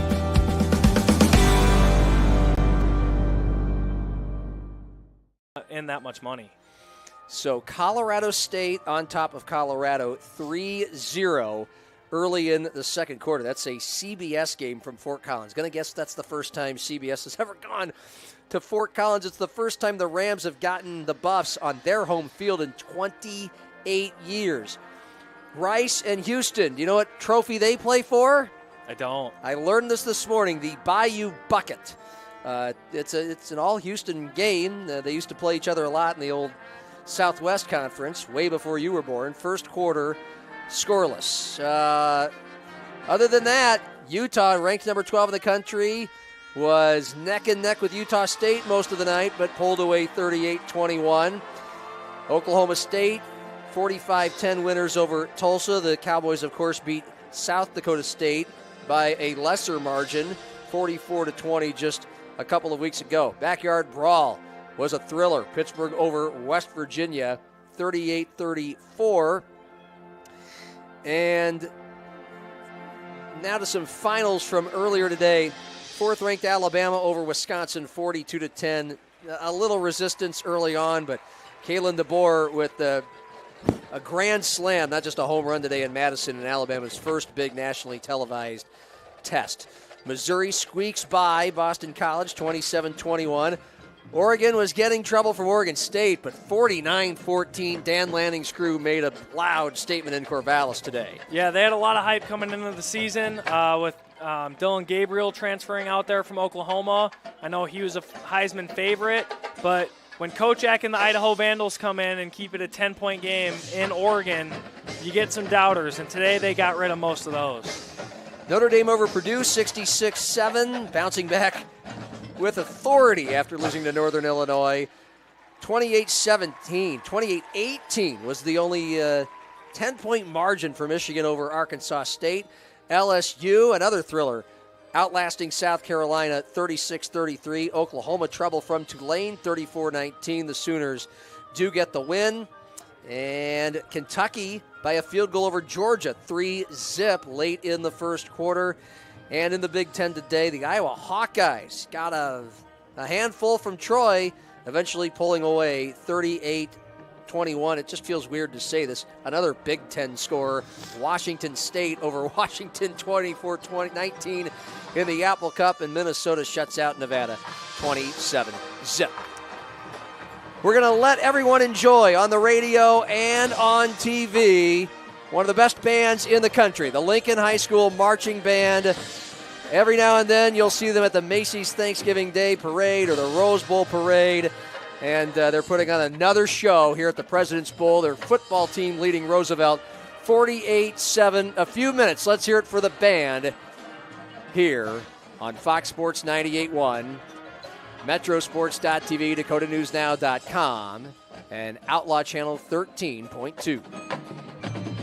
Touchmark at All Saints, you're going to be surrounded by history. When you drive up to our community, you are impressed by the beautiful campus all around. This community is a combination of the old and the new. The old on the exterior, but your apartments are impressive. I've never been so pampered in my life. So it's the combination of both the history and modernization that makes it fun and enjoyable. Starting the first bank in South Dakota was the easy part. Earning the confidence of local farmers, helping families account for their dreams, and securing the future for countless businesses took us a little longer. We owe it to the hard workers, big dreamers, and forward thinkers out there. Thank you for making South Dakota a great place to call home.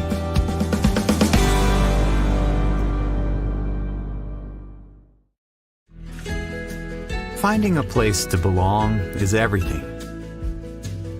It's where you can make a difference, where you're heard, where you have a team that supports you, and the benefits you deserve. At Avera, you can find that place. You belong at Avera. Apply today. Avera.org/careers. Experience it all.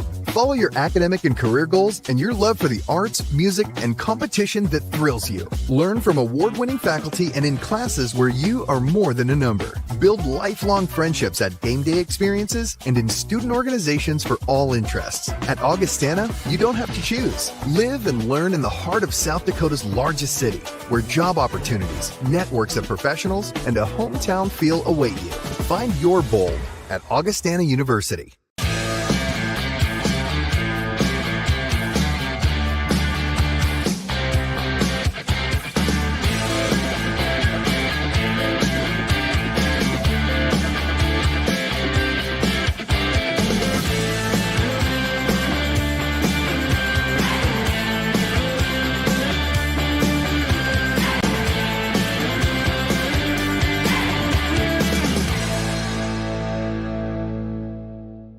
What does First Alert coverage mean to you?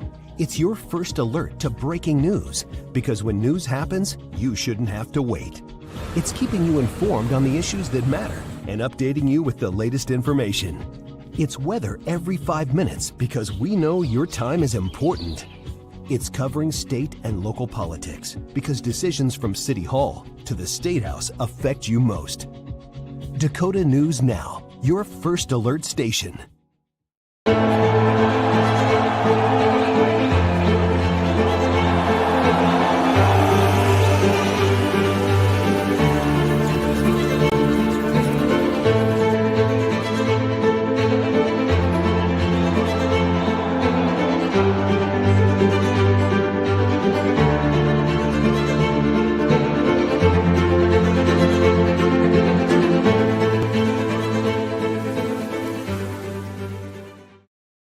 Banking isn't just about financial products. It's about service and what we can do for you. Those personal touches are at the core of who we are at Central Bank. Decisions are made locally by people who get to know you. And while a lot has changed,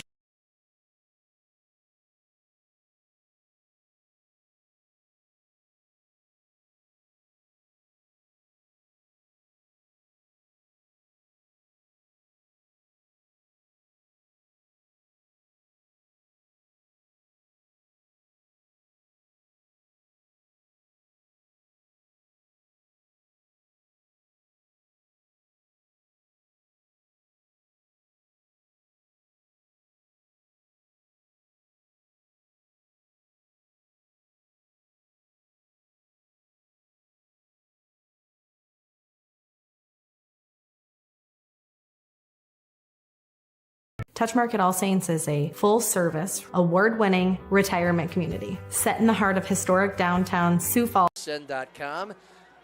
And our Avera Game of the Week on metrosports.tv, dakotanewsnow.com, and now on live over-the-air local television on Outlaw TV 13.2.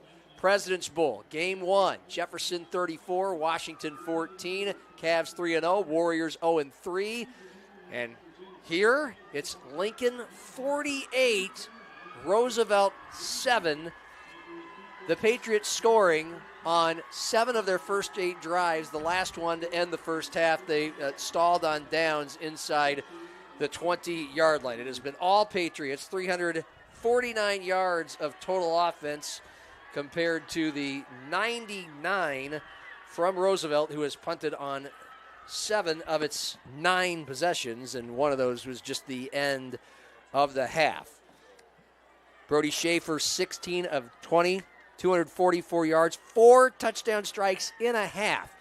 Now, Peyton Riggs, I know, Roosevelt, this is just a young team not ready to play a team like Lincoln. That's abundantly clear, but still, a sophomore in his 3rd game, throwing 4 touchdown passes in a half. How does he do it?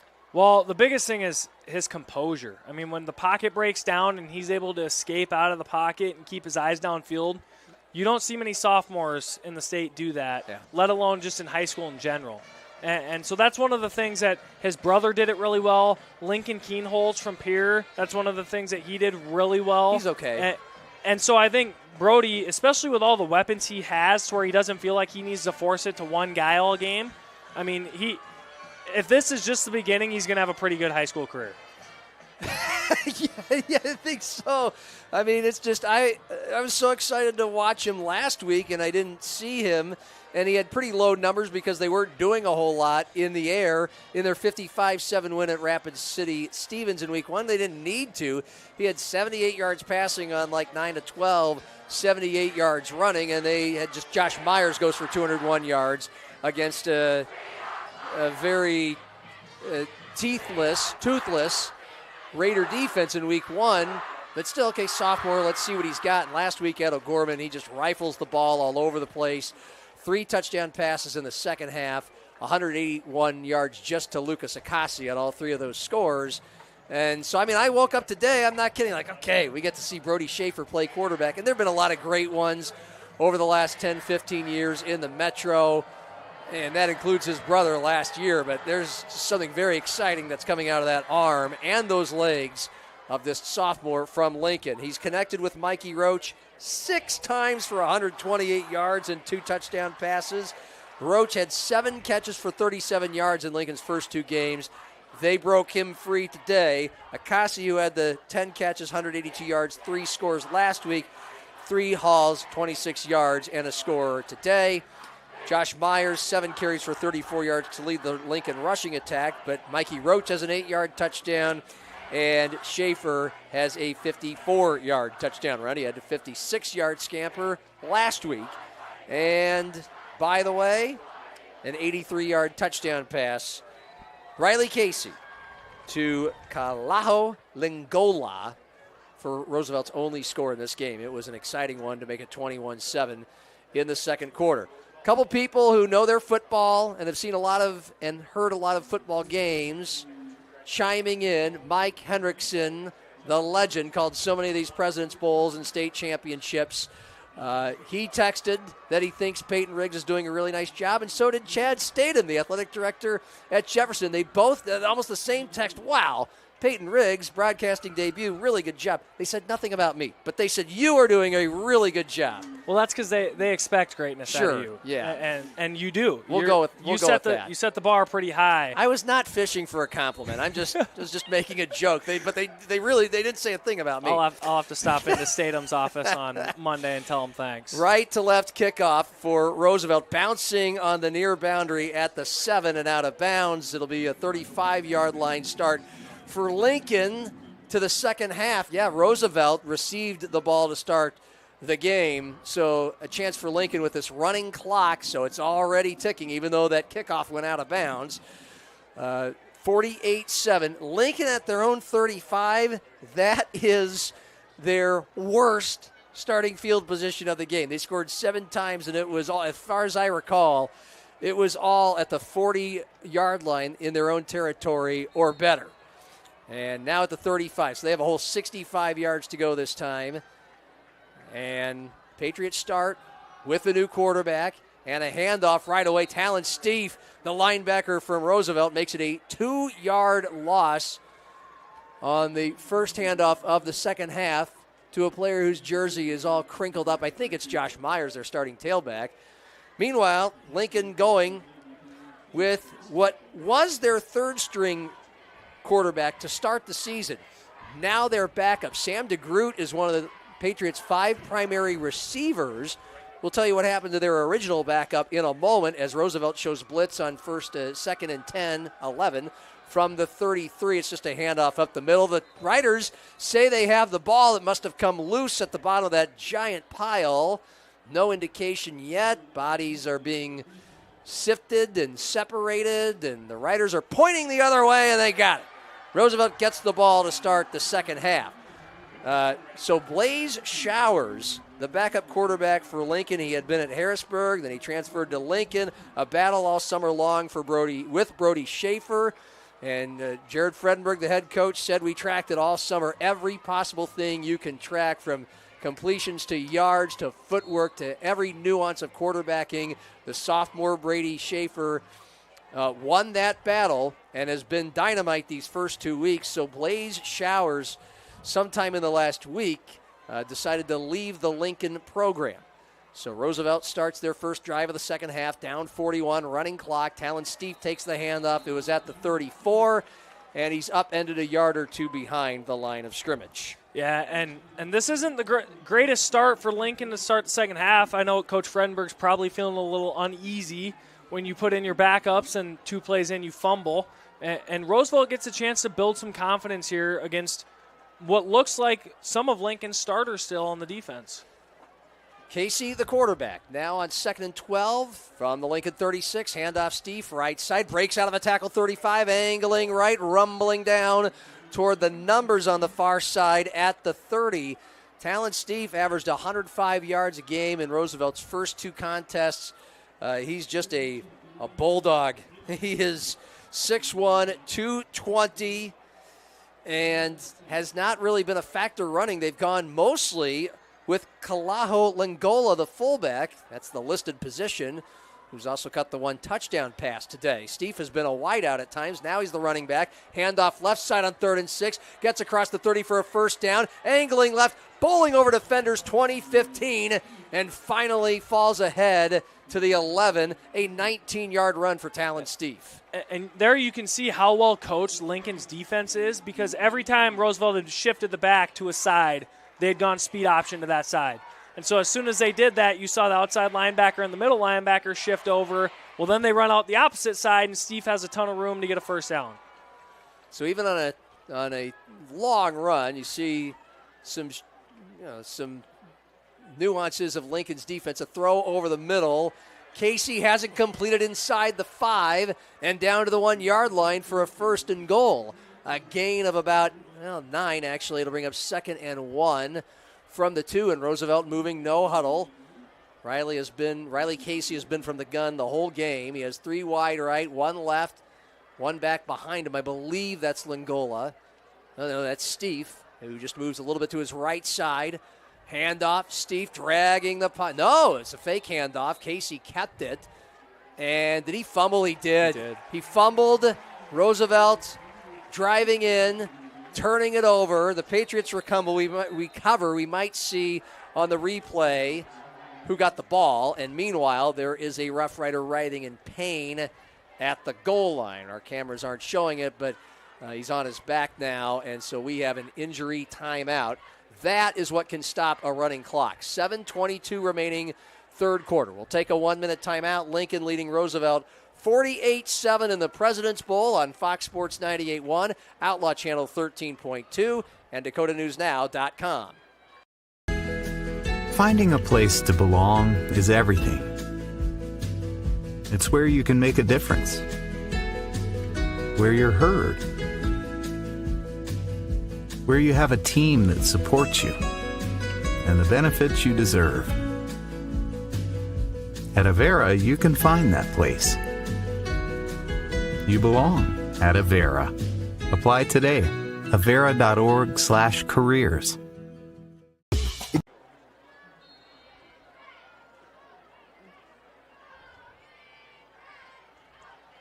The Roosevelt Rough Rider was able to get up and walk to the sideline. Lincoln off the fumble, 1st and 10, their own 2. Handoff right side, plunging ahead to the 5 through some tacklers. A new running back for the Patriots. I believe that is Hughes. That's what I heard. And one thing you're going to see out of Lincoln that you don't see very often is a huddle. I mean, with Sam DeGroot at quarterback now, he must not be comfortable with all the signals as the quarterback, maybe as the receiver, and so he has to run over to the sideline to get the play call now. You don't think maybe Lincoln's showing just a little mercy at this point? No. By not breaking to the line at breakneck speed. Another handoff left side. That's Javin Augustus breaking through some tackles, diving ahead to about the 10. About a 4, maybe a 5-yard gain, depending on the spot. 2nd and 7. So Lincoln started the first half with a fumble near midfield. The Riders drove it down, picking up good yardage with Talon Steve running the ball, but then he fumbled at the 2. That's where Lincoln took it over. We have a running clock. We're already inside 6 minutes to go in the 3rd quarter. In South Dakota high school ball, once it gets to 35 points, second half, the clock runs no matter what, except for an injury. Handoff and a timeout, left side. And a first down gain for Lincoln. There's a flag on the end of that play. Just a run up the middle, a dive to about the 13-yard line, and a penalty on Lincoln. Might have been a holding. Joseph Plurd, the tight end, which it's really weird to see a starting tight end still in the game. Maybe they just want to get him the ball a little bit or get him some more reps, but he had his zone block down and really just tackled the linebacker. The linebacker blitzed, got ahead of him, and he just reached back and grabbed a hold of him. Fabian Lujardo comes into play running back for Lincoln. So the Patriots mostly full of reserves right now. Some Roosevelt starters are still in, some reserves. And the reason I said I don't think it's Lincoln showing mercy by huddling Yeah. is because of the fact that Sam DeGroot is the backup quarterback now, and you want him to be comfortable in your regular and running offense. what you run. Yeah, that makes sense. 2 wide each side, 3rd and 8. He slings it left side into tight coverage on the far boundary at the 12. It's knocked down. And the Lincoln Patriots wearing those Columbia blue jerseys, white numerals. We're way up here in the heavens at Howard Wood Field, and on the far side, I'm turning into Tom Frederick. I can't read numbers. And it's not because I'm blind. It's because schools just love to have light on light, dark on dark jersey and numeral combinations, and it just drives us nuts. And so Lincoln punting from deep in its own end zone. Edison Knoll kicking into about a 12-mile-an-hour wind. It's a shorty, lands at the 30, takes a little backspin to the 27, 28-yard line. Tatum Bell downs it, and Roosevelt takes over. 4 minutes remaining in this third quarter. It's 48-7. I mean, this game is going to be done in less than 20 minutes. So we're just roaring through the second half. And if you're Roosevelt there, I don't know why they didn't try to just all out go block that punt. When the punter's heels are on that white line in the back of the end zone, that's a lot of pressure to get that kickoff in time. So the Rough Riders with their white jerseys, maroon numerals, very visible, start on the Lincoln 28, best starting field position of the game by far. And it's a fake handoff. The quarterback keeping it left side. Casey has room, 25-20 and out of bounds at the 17-yard line. A nice pickup of 11 yards for the Rough Riders junior quarterback. Yeah, and the one fear you have with Casey still being in the game is that, and I call it scar tissue, when he gets pressured and has to evade, it lowers his trust in the O-line, especially when they're only blitzing 3, and then you find him throughout the year staring at the blitz. And so it's a good thing they're keeping him on the ground as well as in the air. First down for the Rough Riders at the Lincoln 17, near hash, right to left. And this time it's a handoff to the backup running back, and he diagonals right, swarmed down at about the 15. It's a 2-yard gain for Denzel Henry, 5'8", 140-pound sophomore. And Roosevelt's running some read option stuff when it's zone, but when they go pin and pull with both their guards, it's an automatic give. And if they would read it that way, the same play Lincoln scored on with Schaefer, Casey may have scored there if he keeps it.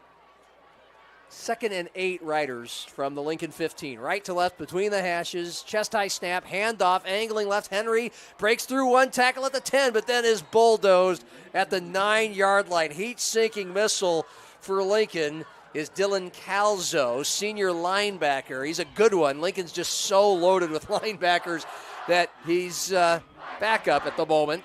It's a 6-yard gain, brings up 3rd and 2 for Roosevelt. Yeah, and I would try to get the ball out quick here if you're not going to run it straight ahead.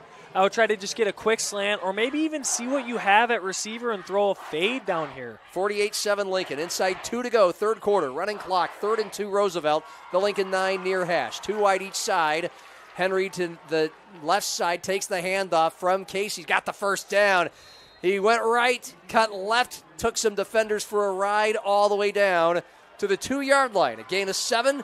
Roosevelt's on the doorstep of double digits. Yeah, that was a nice little counter action play with the backup running back, Denzel Henry, who seems to have quite a nice burst when he gets the ball. That little jump cut he had at the very end was pretty nice. They might have something with the backup running back. He's piled up about 30 yards on 3 carries. 1st and goal Roosevelt at the Lincoln 2. Near hash, right to left, 3 wide right, 1 to the short side left. Henry to the left side of Casey. And Casey on the keep, and the Patriots were not faked out on the handoff. When you can't fake out me, you're not doing a very good job of faking out. So it's about a 2-yard loss. And that play was dead from the moment they lined up. I mean, Lincoln had 7 guys in the box with press man-to-man on the other 4 receivers. And when you only have 7 and your quarterback and your running back are reading, that means there's 2 free guys to hit both of them. 2nd and goal, Lincoln from the 4. Well, it's Roosevelt from Lincoln's 4. 20 seconds remain, third quarter. Fastest quarter in the history of football. Shotgun. Casey with a man in motion, left to right, toss pitch, right side. Henry trying to weave through 2 defenders, and they stick him down. Once again, Calzo, part of the tackle, and that ends the third quarter. Roosevelt 3rd and goal to start the 4th down 48-7 to the second-ranked Lincoln Patriots in the President's Bowl on Fox Sports 98.1, Outlaw Channel 13.2, and Metrosports.tv. The first bank in South Dakota was the easy part, earning the confidence of local farmers, helping families account for their dreams, and securing the future for countless businesses took us a little longer. We owe it to the hard workers, big dreamers, and forward thinkers out there. Thank you for making South Dakota a great place to call home.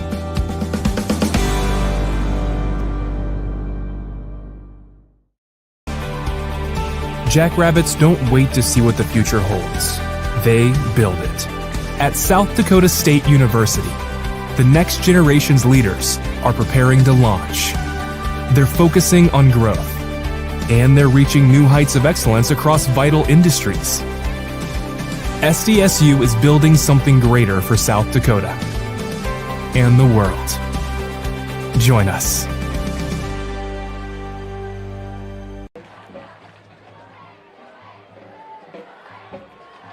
It is 48-7 Lincoln over Roosevelt here at the President's Bowl in Sioux Falls. An hour away, Augustana giving South Dakota State a game. 17-3 Jacks at halftime. You can hear it over on FM 107.9 FM if you're all of a sudden interested. Fourth quarter starts for Roosevelt, 3rd and goal from Lincoln's 3. Left to right, Casey the quarterback, Henry the backup tailback behind him. A lot of protection up front, just one wide out each side for Roosevelt. Handoff, Henry up the middle, and he runs into some waiting arms. He tries to plow ahead over the goal line. He does not get there. Just enough Columbia blue jerseys, to wrap him a foot shy of the goal line. Roosevelt on 4th and goal, less than a yard. Of course, will go for it. About 7,000 on hand, maybe 8 at Howard Wood Field on a beautiful breezy night. 4th and goal, and Casey from the gun hands it off to Henry. He's stopped in the backfield. Big stop for the Lincoln backups on defense, and the play was made by, well, let's see. Maybe as he gets closer, I can actually see the number. There it is. It's 45. It's Karsten Benston.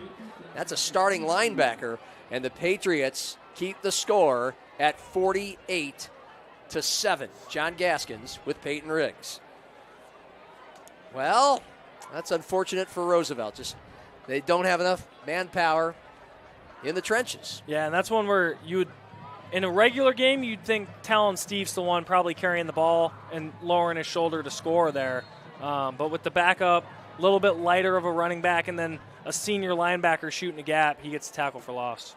So Lincoln and backup quarterback Sam DeGroot taking over in its own 1. Handoff up the middle, and the Patriots line blocking the way, giving the running back enough room to the 5 and to the 6. And the Patriots get a little breathing room through 3 quarters, 355 total yards, just 6 in the third quarter. They had 349 at half.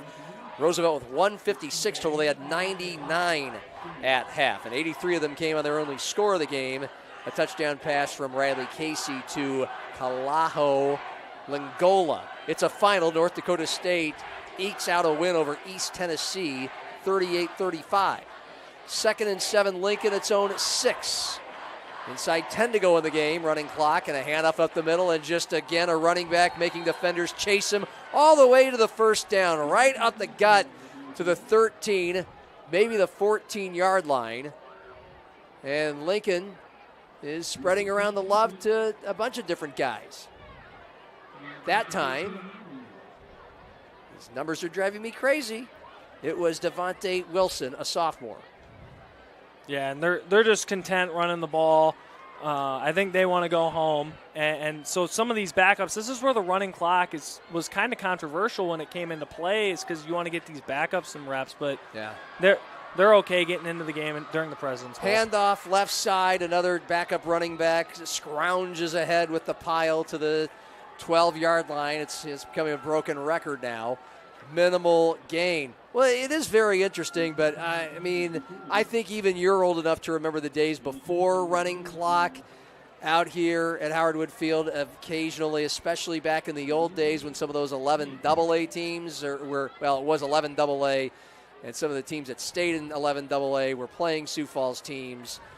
And, but still down 48, 55-7, still throwing the ball. Sometimes teams that were ahead by that many points, we're still tossing the ball around and a lot of stoppages of play. And, I get the backups in there. It's nice. Another run at the middle and right out of the pile. Lincoln has the ball still at the 30, 40 down the numbers, midfield. He's not going to be touched. There's a good backup touchdown. Patriots go 88 yards.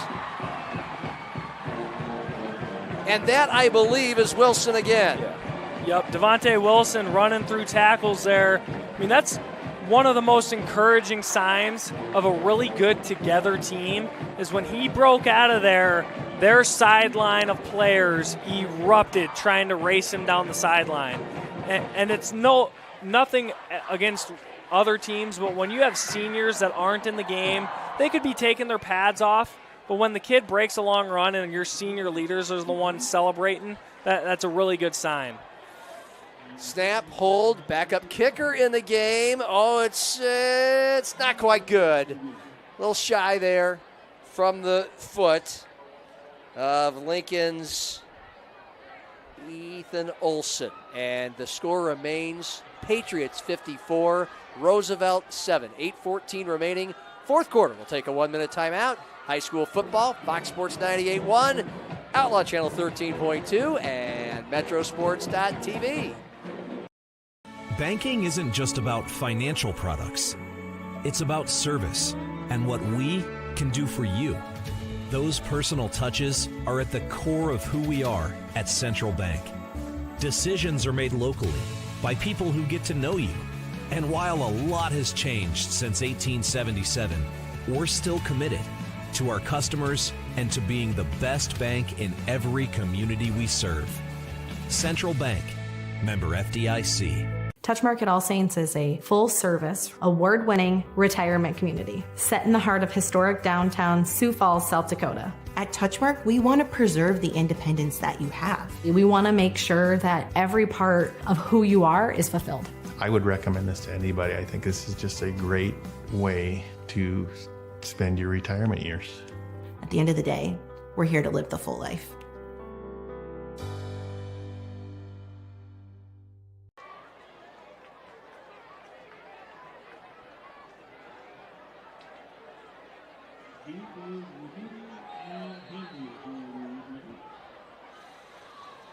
It's a running clock President's Bowl nightcap. Second-ranked Lincoln 54, Roosevelt 7. 8:14 remaining in this fourth quarter, and it's going to take maybe 9, maybe 10, maybe 11 minutes. As the Patriots kick off right to left, still a stiff breeze, 15 miles an hour at least behind the backup kicker, and the kickoff returner fumbles at far side 10, picks it up far sideline 20, 30, and just ran out of real estate. Boy, he was off to the races, and that's the backup tailback whose name we've called a lot lately, Denzel Henry, with a pretty impressive return, although they marked him out at the 25. So you can hear the Lincoln students below us chanting, "We are fired up." It's been a fun night. President's Bowl always brings out some of the biggest crowds of the regular season, sometimes crowds that are bigger than what they draw in state championship games for 11 AAA in the Dakota Dome. And it's just always a festive atmosphere. And the Sioux Falls teams, for the most part, the last 20 years, 25 or so, have all been very strong, and their student bodies come out and support them in droves. And it just makes for some wonderful atmosphere at Howard Wood Field each and every week, but especially at the President's Bowl. A handoff to Henry for Roosevelt on first down from their own 20, and he doesn't go very far as he tried to get to the left edge. Yeah, you're going to see Lincoln's going to still continue to play hard, but you want to see Roosevelt really see what they have, too. Yeah. Because some of these weapons don't get to play much. Maybe you get a guy that breaks out for a big play. Starting quarterback still in the game. Starting running back, Talon Steef, and a starting fullback / receiver, Swiss Army knife, Lingola. They are out. Handoff up the middle. Henry driving a pile to about the 24 or the 25-yard line. Nebraska leading Northern Iowa 21-3, third quarter. So the Cornhuskers, nearing the end of the second quarter. Halftime, South Dakota State 17, Augie 3. They're probably getting a little testy up in Brookings right now, at least the Jackrabbit fans. Well, especially when your main player is Mark Gronowski and he's 6 of 14 with a pick and no touchdowns. Ooh. You can feel the tenseness with the fans. I'll tell you who might be happy about that after we watch. And if you're on the radio, listen to a long run for Roosevelt of 22 yards off to the right side. That was Lucas Honor, a tight end. And it gets the Rough Riders near midfield. I mean, say the Jackrabbits do hold on and win this game, and maybe they light it up, and the final's 41-3 or something like that. I think Jimmy Rogers, he's going to be publicly upset. Privately, we're like, this is kind of good. We okay, these guys, these are national champions. These are thoroughbreds, used to being ahead all the time and used to ruling the world, basically. And now they're kind of living with, hey, there's competition out there. And these are the 2024 Jacks. We haven't done anything yet. Yeah, and you really fear complacency when you go back-to-back. Your quarterback's won both of them. And so for him to come out and kind of struggle against an inferior opponent, you're really going to see what he's made of in the second half of that game. I mean, it's only human nature. 4 yards for Roosevelt on first down from the 44, so now they're second down to the 48, their own territory. Sling left side, caught, open field, Lincoln 40, and wow, taking defenders all the way down to the 30-yard line. The Riders have a 22-yard play, one of their longest of the game, but the player who made the catch is now on his back and hurt at the 30. The clock stops with 4:39 remaining and a 54-7 Lincoln lead in this fourth quarter. I believe that was 84 who caught it and was wrapped up and is down. And if it is, that's Ryan Baker, a 6'2 junior wide receiver. Yeah, and it may not play an outcome in this game, but I think Roosevelt's helping some teams right now because they've ran that same concept where the outside receiver runs a slant, number 2 runs a deep corner route, and then the third slot guy runs a bubble, and it's just leaving a massive window that the outside linebackers are leaving for that slant route. And so quarterbacks are going to be able to catch and throw that against this defense. And Coach Fredenberg and Lincoln, I'm sure, will recognize that and try and fix it too, especially playing Jefferson next week. Yeah, I mean, he has an okay eye for defense. Coordinator at Roosevelt for many years, some of the best years for Kim Nelson, including the state title back in 2011 that Kim waited so long for. Of course, retired with 349 wins, the most in South Dakota high school history, but still in the booth right next door to us, still providing the eye in the sky on the headphones for the Roosevelt offense. He's also the freshman coach at Roosevelt. The injured player who's up and walking with little assistance, Benjamin Burchett, sophomore line. I'm looking at Lincoln's roster. I did that in game 1, too. It's Turner O'Brien for Roosevelt, the injured player. The Riders are back on the field, first down at the Lincoln 30. A throw, into some traffic, and a catch is made on the far numbers at the 22. That's a nice 8-yard pickup for Roosevelt. While Casey completed that, if you're Roosevelt, this is a play you need to show him in film because he did not recognize what Lincoln was in. They were in hard cover 2, which means that out route should not be open. You shouldn't even be thinking about throwing that. You should be throwing the go route in that open window between the safety and the corner. So Casey found Jamin Huntington, the punter, who's also a wide receiver, on that nice little 8-yard play. Now, the clock is finally moving again inside 3:50, and offside for Lincoln gives Roosevelt the first down. John, I feel like I said, the art of the hard count. I mean, it's ridiculous how much it works when you just finally use it. Yeah, you don't see it used very often at the high school level. 2 wide each side for Roosevelt. First down, Lincoln 17. Handoff, and Henry is lassoed in the backfield on arrival. That was Isaac Kremke's, Luke's brother. I mean, Luke, we all know, is a stud. It's his 3rd year playing significantly for the Patriots, part of a state title team up front last year. And now we have another one. Jared Fredenberg has got to be loving that he gets another Kremke's. And I think the reason they have Casey in the game still is so that he can get these reps because, again, he's reading that DN there. And if he pulls it, there's no one there for him. And so these are really good reps that they can play in film on Monday. And you mean Riley Casey, the Roosevelt quarterback, not Casey Kremkes, who made the tackle. Option Correct. pitch left side from the 17, stretching left all the way inside the 10. Out of bounds, but of course the clock still moves. Henry is showing a lot of burst on these runs for Roosevelt. He got about 9 on this one. And a little option pitch left side. Beats one defender all the way to the boundary. About a yard shy, inside 2.5 to go. Fourth quarter, 54-7 Lincoln the lead, the running clock. Roosevelt now 3rd and 1 from the Lincoln 8 far side. Left to right, 3 wide right, 1 left. And a handoff. Henry dances past the defender, first down at the 5. He's angling to the goal line. He's in there! Right into the defenders for a touchdown. Roosevelt now trails 54-13. And for Denzel Henry, I mean, that's a touchdown. You won't forget it. Your first one in a President's Bowl against your rival, regardless of the score, you know, hey, I got the ball all drive. I scored that drive. And we were in the end zone because of me, because I really carried the drive.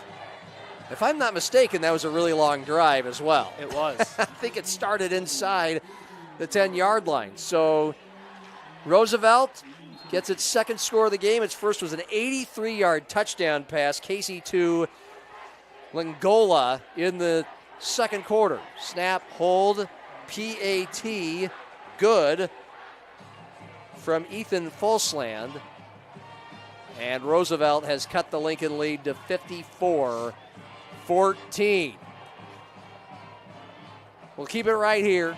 Fox Sports 98.1, Outlaw Channel 13.2, DakotaNewsNow.com, and Metrosports.tv. You can watch the replay of this game on Metrosports.tv, or maybe you are right now. Yes, we're talking to you in the future, which is actually your present. Next week, Lincoln and Jefferson, number 2 versus number 4. Undefeateds and looking mighty fine doing it, especially with their President's Bowl wins today. Jefferson a little bit more workmanlike, 34-14 over Washington today, 34-zip midway through the fourth quarter. So maybe we can spend these last couple minutes articulating our forecasts of what to expect Friday night at 7:30. And I can't remember if it's you or Curtis that's going to be with me on that game. Yeah, I don't remember either. I'm just excited to watch regardless of what I'm doing. Yes. But I think it's really going to come down to how can Coach Whiting at Jefferson disguise the blitzes that he likes to send so often to where Brody Schaefer's never comfortable. Because the moment Brody Schaefer's comfortable, we've seen tonight what he can do. Oh. And so if he's comfortable against Jefferson, you got to look out because Jefferson loves to play man, which is tough against all these weapons for Lincoln. Fulsland, for a second time, kicks it out of bounds for Roosevelt. Far side at about the 14-yard line. So Lincoln, 2 minutes, running clock. You'd expect them to take knees, but we'll see. 54-14 lead over Roosevelt. Then on the other side of the ball, the Lincoln defense, the Jefferson offense. I mean, Lincoln's defense, they're going to be lost in the shuffle of all these points their offense is putting up, 145 of them, an average of 47 a game to the first 3 games, maybe more. But their defense has been awfully resistant as well. This is Lincoln's first down of this drive. Every first down in this game, all 84,000 of them, have been brought to you by First Dakota Bank. 84,000 First Dakota first downs. I hope I made up for it.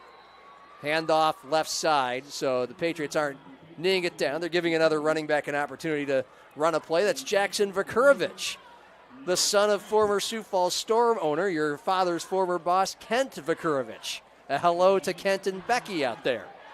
Yeah, and Kent probably remembers me running around as a 5'6", 7-year-old, so it's probably weird hearing me on the radio now. A 3-yard gain brings up 2nd and 7 Lincoln at the 38. Jackson could play for a lot of high school teams in South Dakota as a starter. They're just so loaded at Lincoln at a lot of positions, including running back.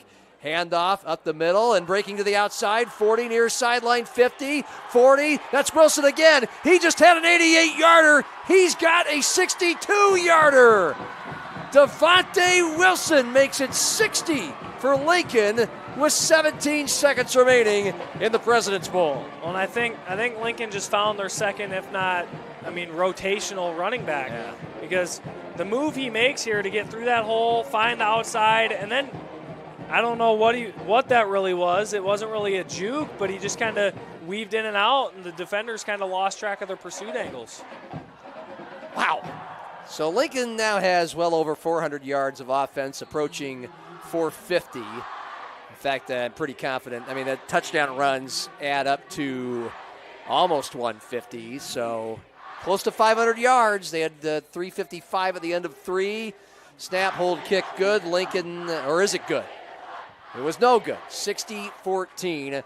Lincoln over Roosevelt. 17 seconds remaining in this contest. I'll let you sink the teeth a little bit more into Lincoln Jefferson next week and the Jefferson offense against the Lincoln defense. Yeah, I really think it's just going to come down to how efficient is he? Because I think Lincoln's main focus is going to be stopping Simonson. If you can stop him and make Swenson have to carry the ball and the bulk of the load, I really think Jefferson is going to find out what they're made of and if they're a potential dome team or if they need to figure out ways to maybe soften the load on Swenson or get other guys the ball in quicker areas. Very interesting, and they're going to probably hope, as they have the ability to do, they showed it today, to have longer sustained drives against a Lincoln offense that's just been very explosive, who you do not want on the field, even if you're Ed Whiting's defense. So Simonson, by the way, Davion Simonson with 20 carries, about 120 yards today, and a score for Jefferson in its 34-14 win over Washington. That was not that close, 34-0 midway through the fourth. Yeah, and the one thing Lincoln should be careful of next week is their tempo is one of their strengths, but against a team that loves to run the ball and have long, sustained drives, you have to be careful of a 3-and-out where your defense goes right back on the field for another 7-minute drive. And so you have to be efficient, staying ahead of the chains, and maybe even going for it more than you're accustomed to, just so that your offense is able to be on the field. Lincoln's latest kickoff was a line driver right through the hands of a returner at the 2 into the end zone, automatic touchback. And the clock has run out. It was running clock and a kickoff, so the game is over. There were 17 seconds left. I don't know if I've ever seen a football game end on a touchback. I've seen them end on kickoffs, but that's it. Lincoln Patriots dominate Roosevelt. Jared Fredenberg, a longtime coach in the Sioux Falls metro area, the Sioux Falls School District, shaking hands with Jason Stahlberg, who spent 16 years as an assistant before taking over at Roosevelt. And it's just one of those early program lumps. Freddie went through some of those early on at Lincoln. But now he has the number 2 team in the state, defending champs, and they are 3-0. A 60-14 win over Roosevelt. And our post-game show coming up, we'll reveal our player of the game and a few more scores before we send you off into the night from the President's Bowl on Fox Sports 98.1, Outlaw Channel 13.2, and Metrosports.tv. Banking isn't just about financial products. It's about service and what we can do for you. Those personal touches are at the core of who we are at Central Bank. Decisions are made locally by people who get to know you. And while a lot has changed since 1877, we're still committed to our customers and to being the best bank in every community we serve.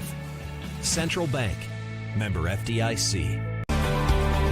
Jackrabbits don't wait to see what the future holds. They build it. At South Dakota State University, the next generation's leaders are preparing to launch. They're focusing on growth, and they're reaching new heights of excellence across vital industries. SDSU is building something greater for South Dakota and the world. Join us.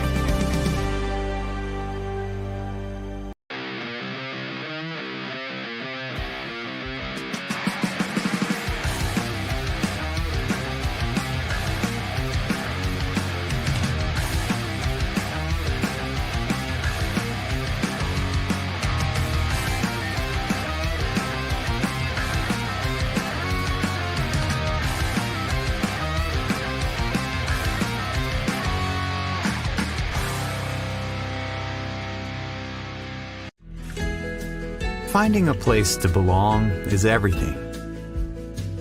It's where you can make a difference, where you're heard, where you have a team that supports you, and the benefits you deserve. At Avera, you can find that place. You belong at Avera. Apply today. Avera.org/careers. Starting with First Bank in South Dakota was the easy part. Earning the confidence of local farmers, helping families account for their dreams, and securing the future for countless businesses took us a little longer. We owe it to the hard workers, big dreamers, and forward thinkers out there. Thank you for making South Dakota a great place to call home.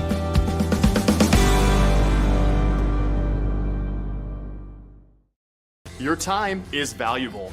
You shouldn't have to wait for the weather forecast. That's why the First Alert weather team is giving you weather every 5 minutes in every newscast. Every 5 minutes in the morning, every 5 minutes in the evening, And every 5 minutes on the weekends, too. focusing on the weather that affects you.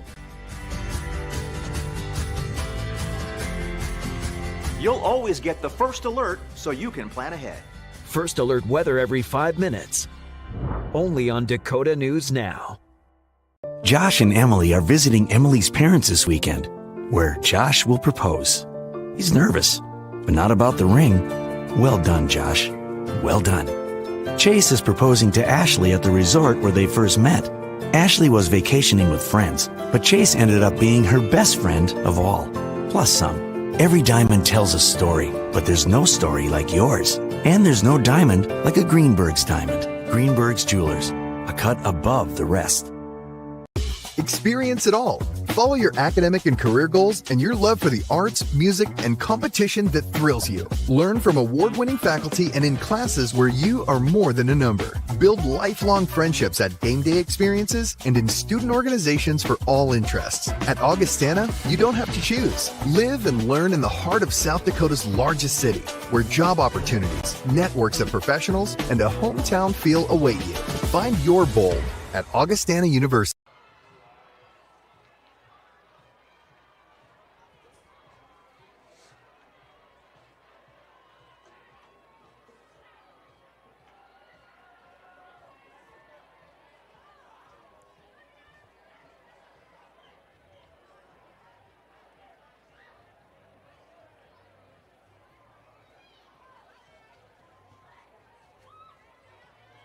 Howard Wood Field, where it was a Lincoln rout, 60-14 over the Roosevelt Rough Riders in Game 2 of the President's Bowl. So both games go as expected.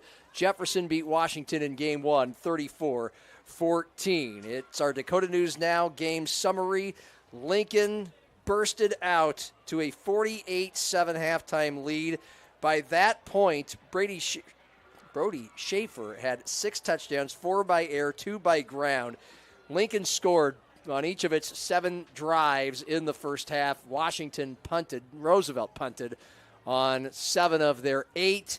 They had an 83-yard touchdown pass for their lone score in that first half. Some highlights on the postgame show on metrosports.tv and dakotanewsnow.com. And tell you what, Schaefer was slinging the rock. We'll get to him in a moment, but it was domination by Lincoln, and I predicted over 500. They had 554 yards of total offense in this game. They were able to chew up 273 on the ground and 244 through the air. Roosevelt with 150 total yards, 67 by land, and 87 by air. John Gaskins with Peyton Riggs. Some highlights on metrosports.tv, but what is your basic summary?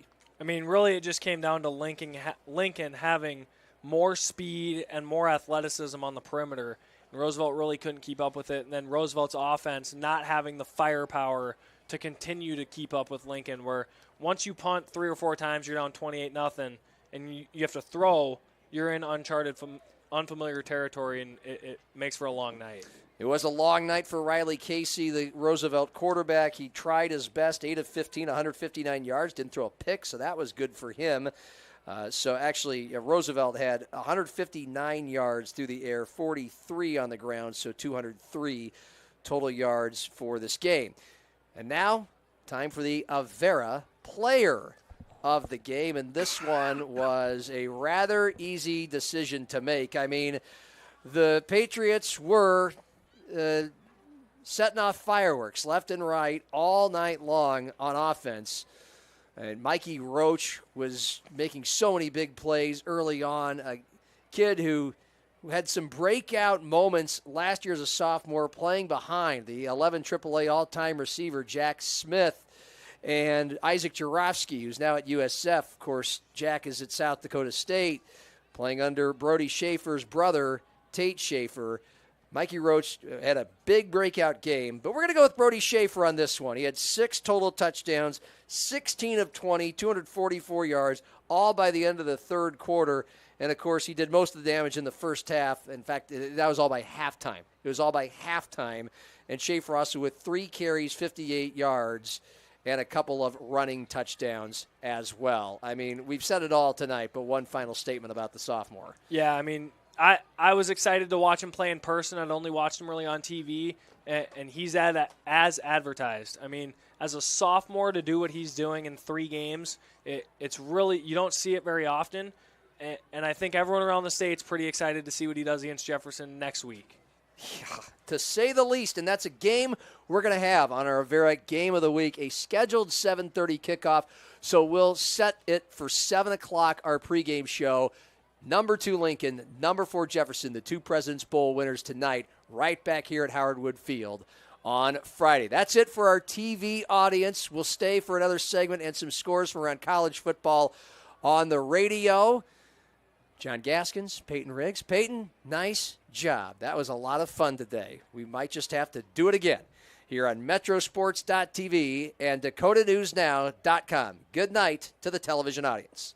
The First Bank in South Dakota was the easy part, earning the confidence of local farmers, helping families account for their dreams, and securing the future for countless businesses took us a little longer. We owe it to the hard workers, big dreamers, and forward thinkers out there. Thank you for making South Dakota a great place to call home.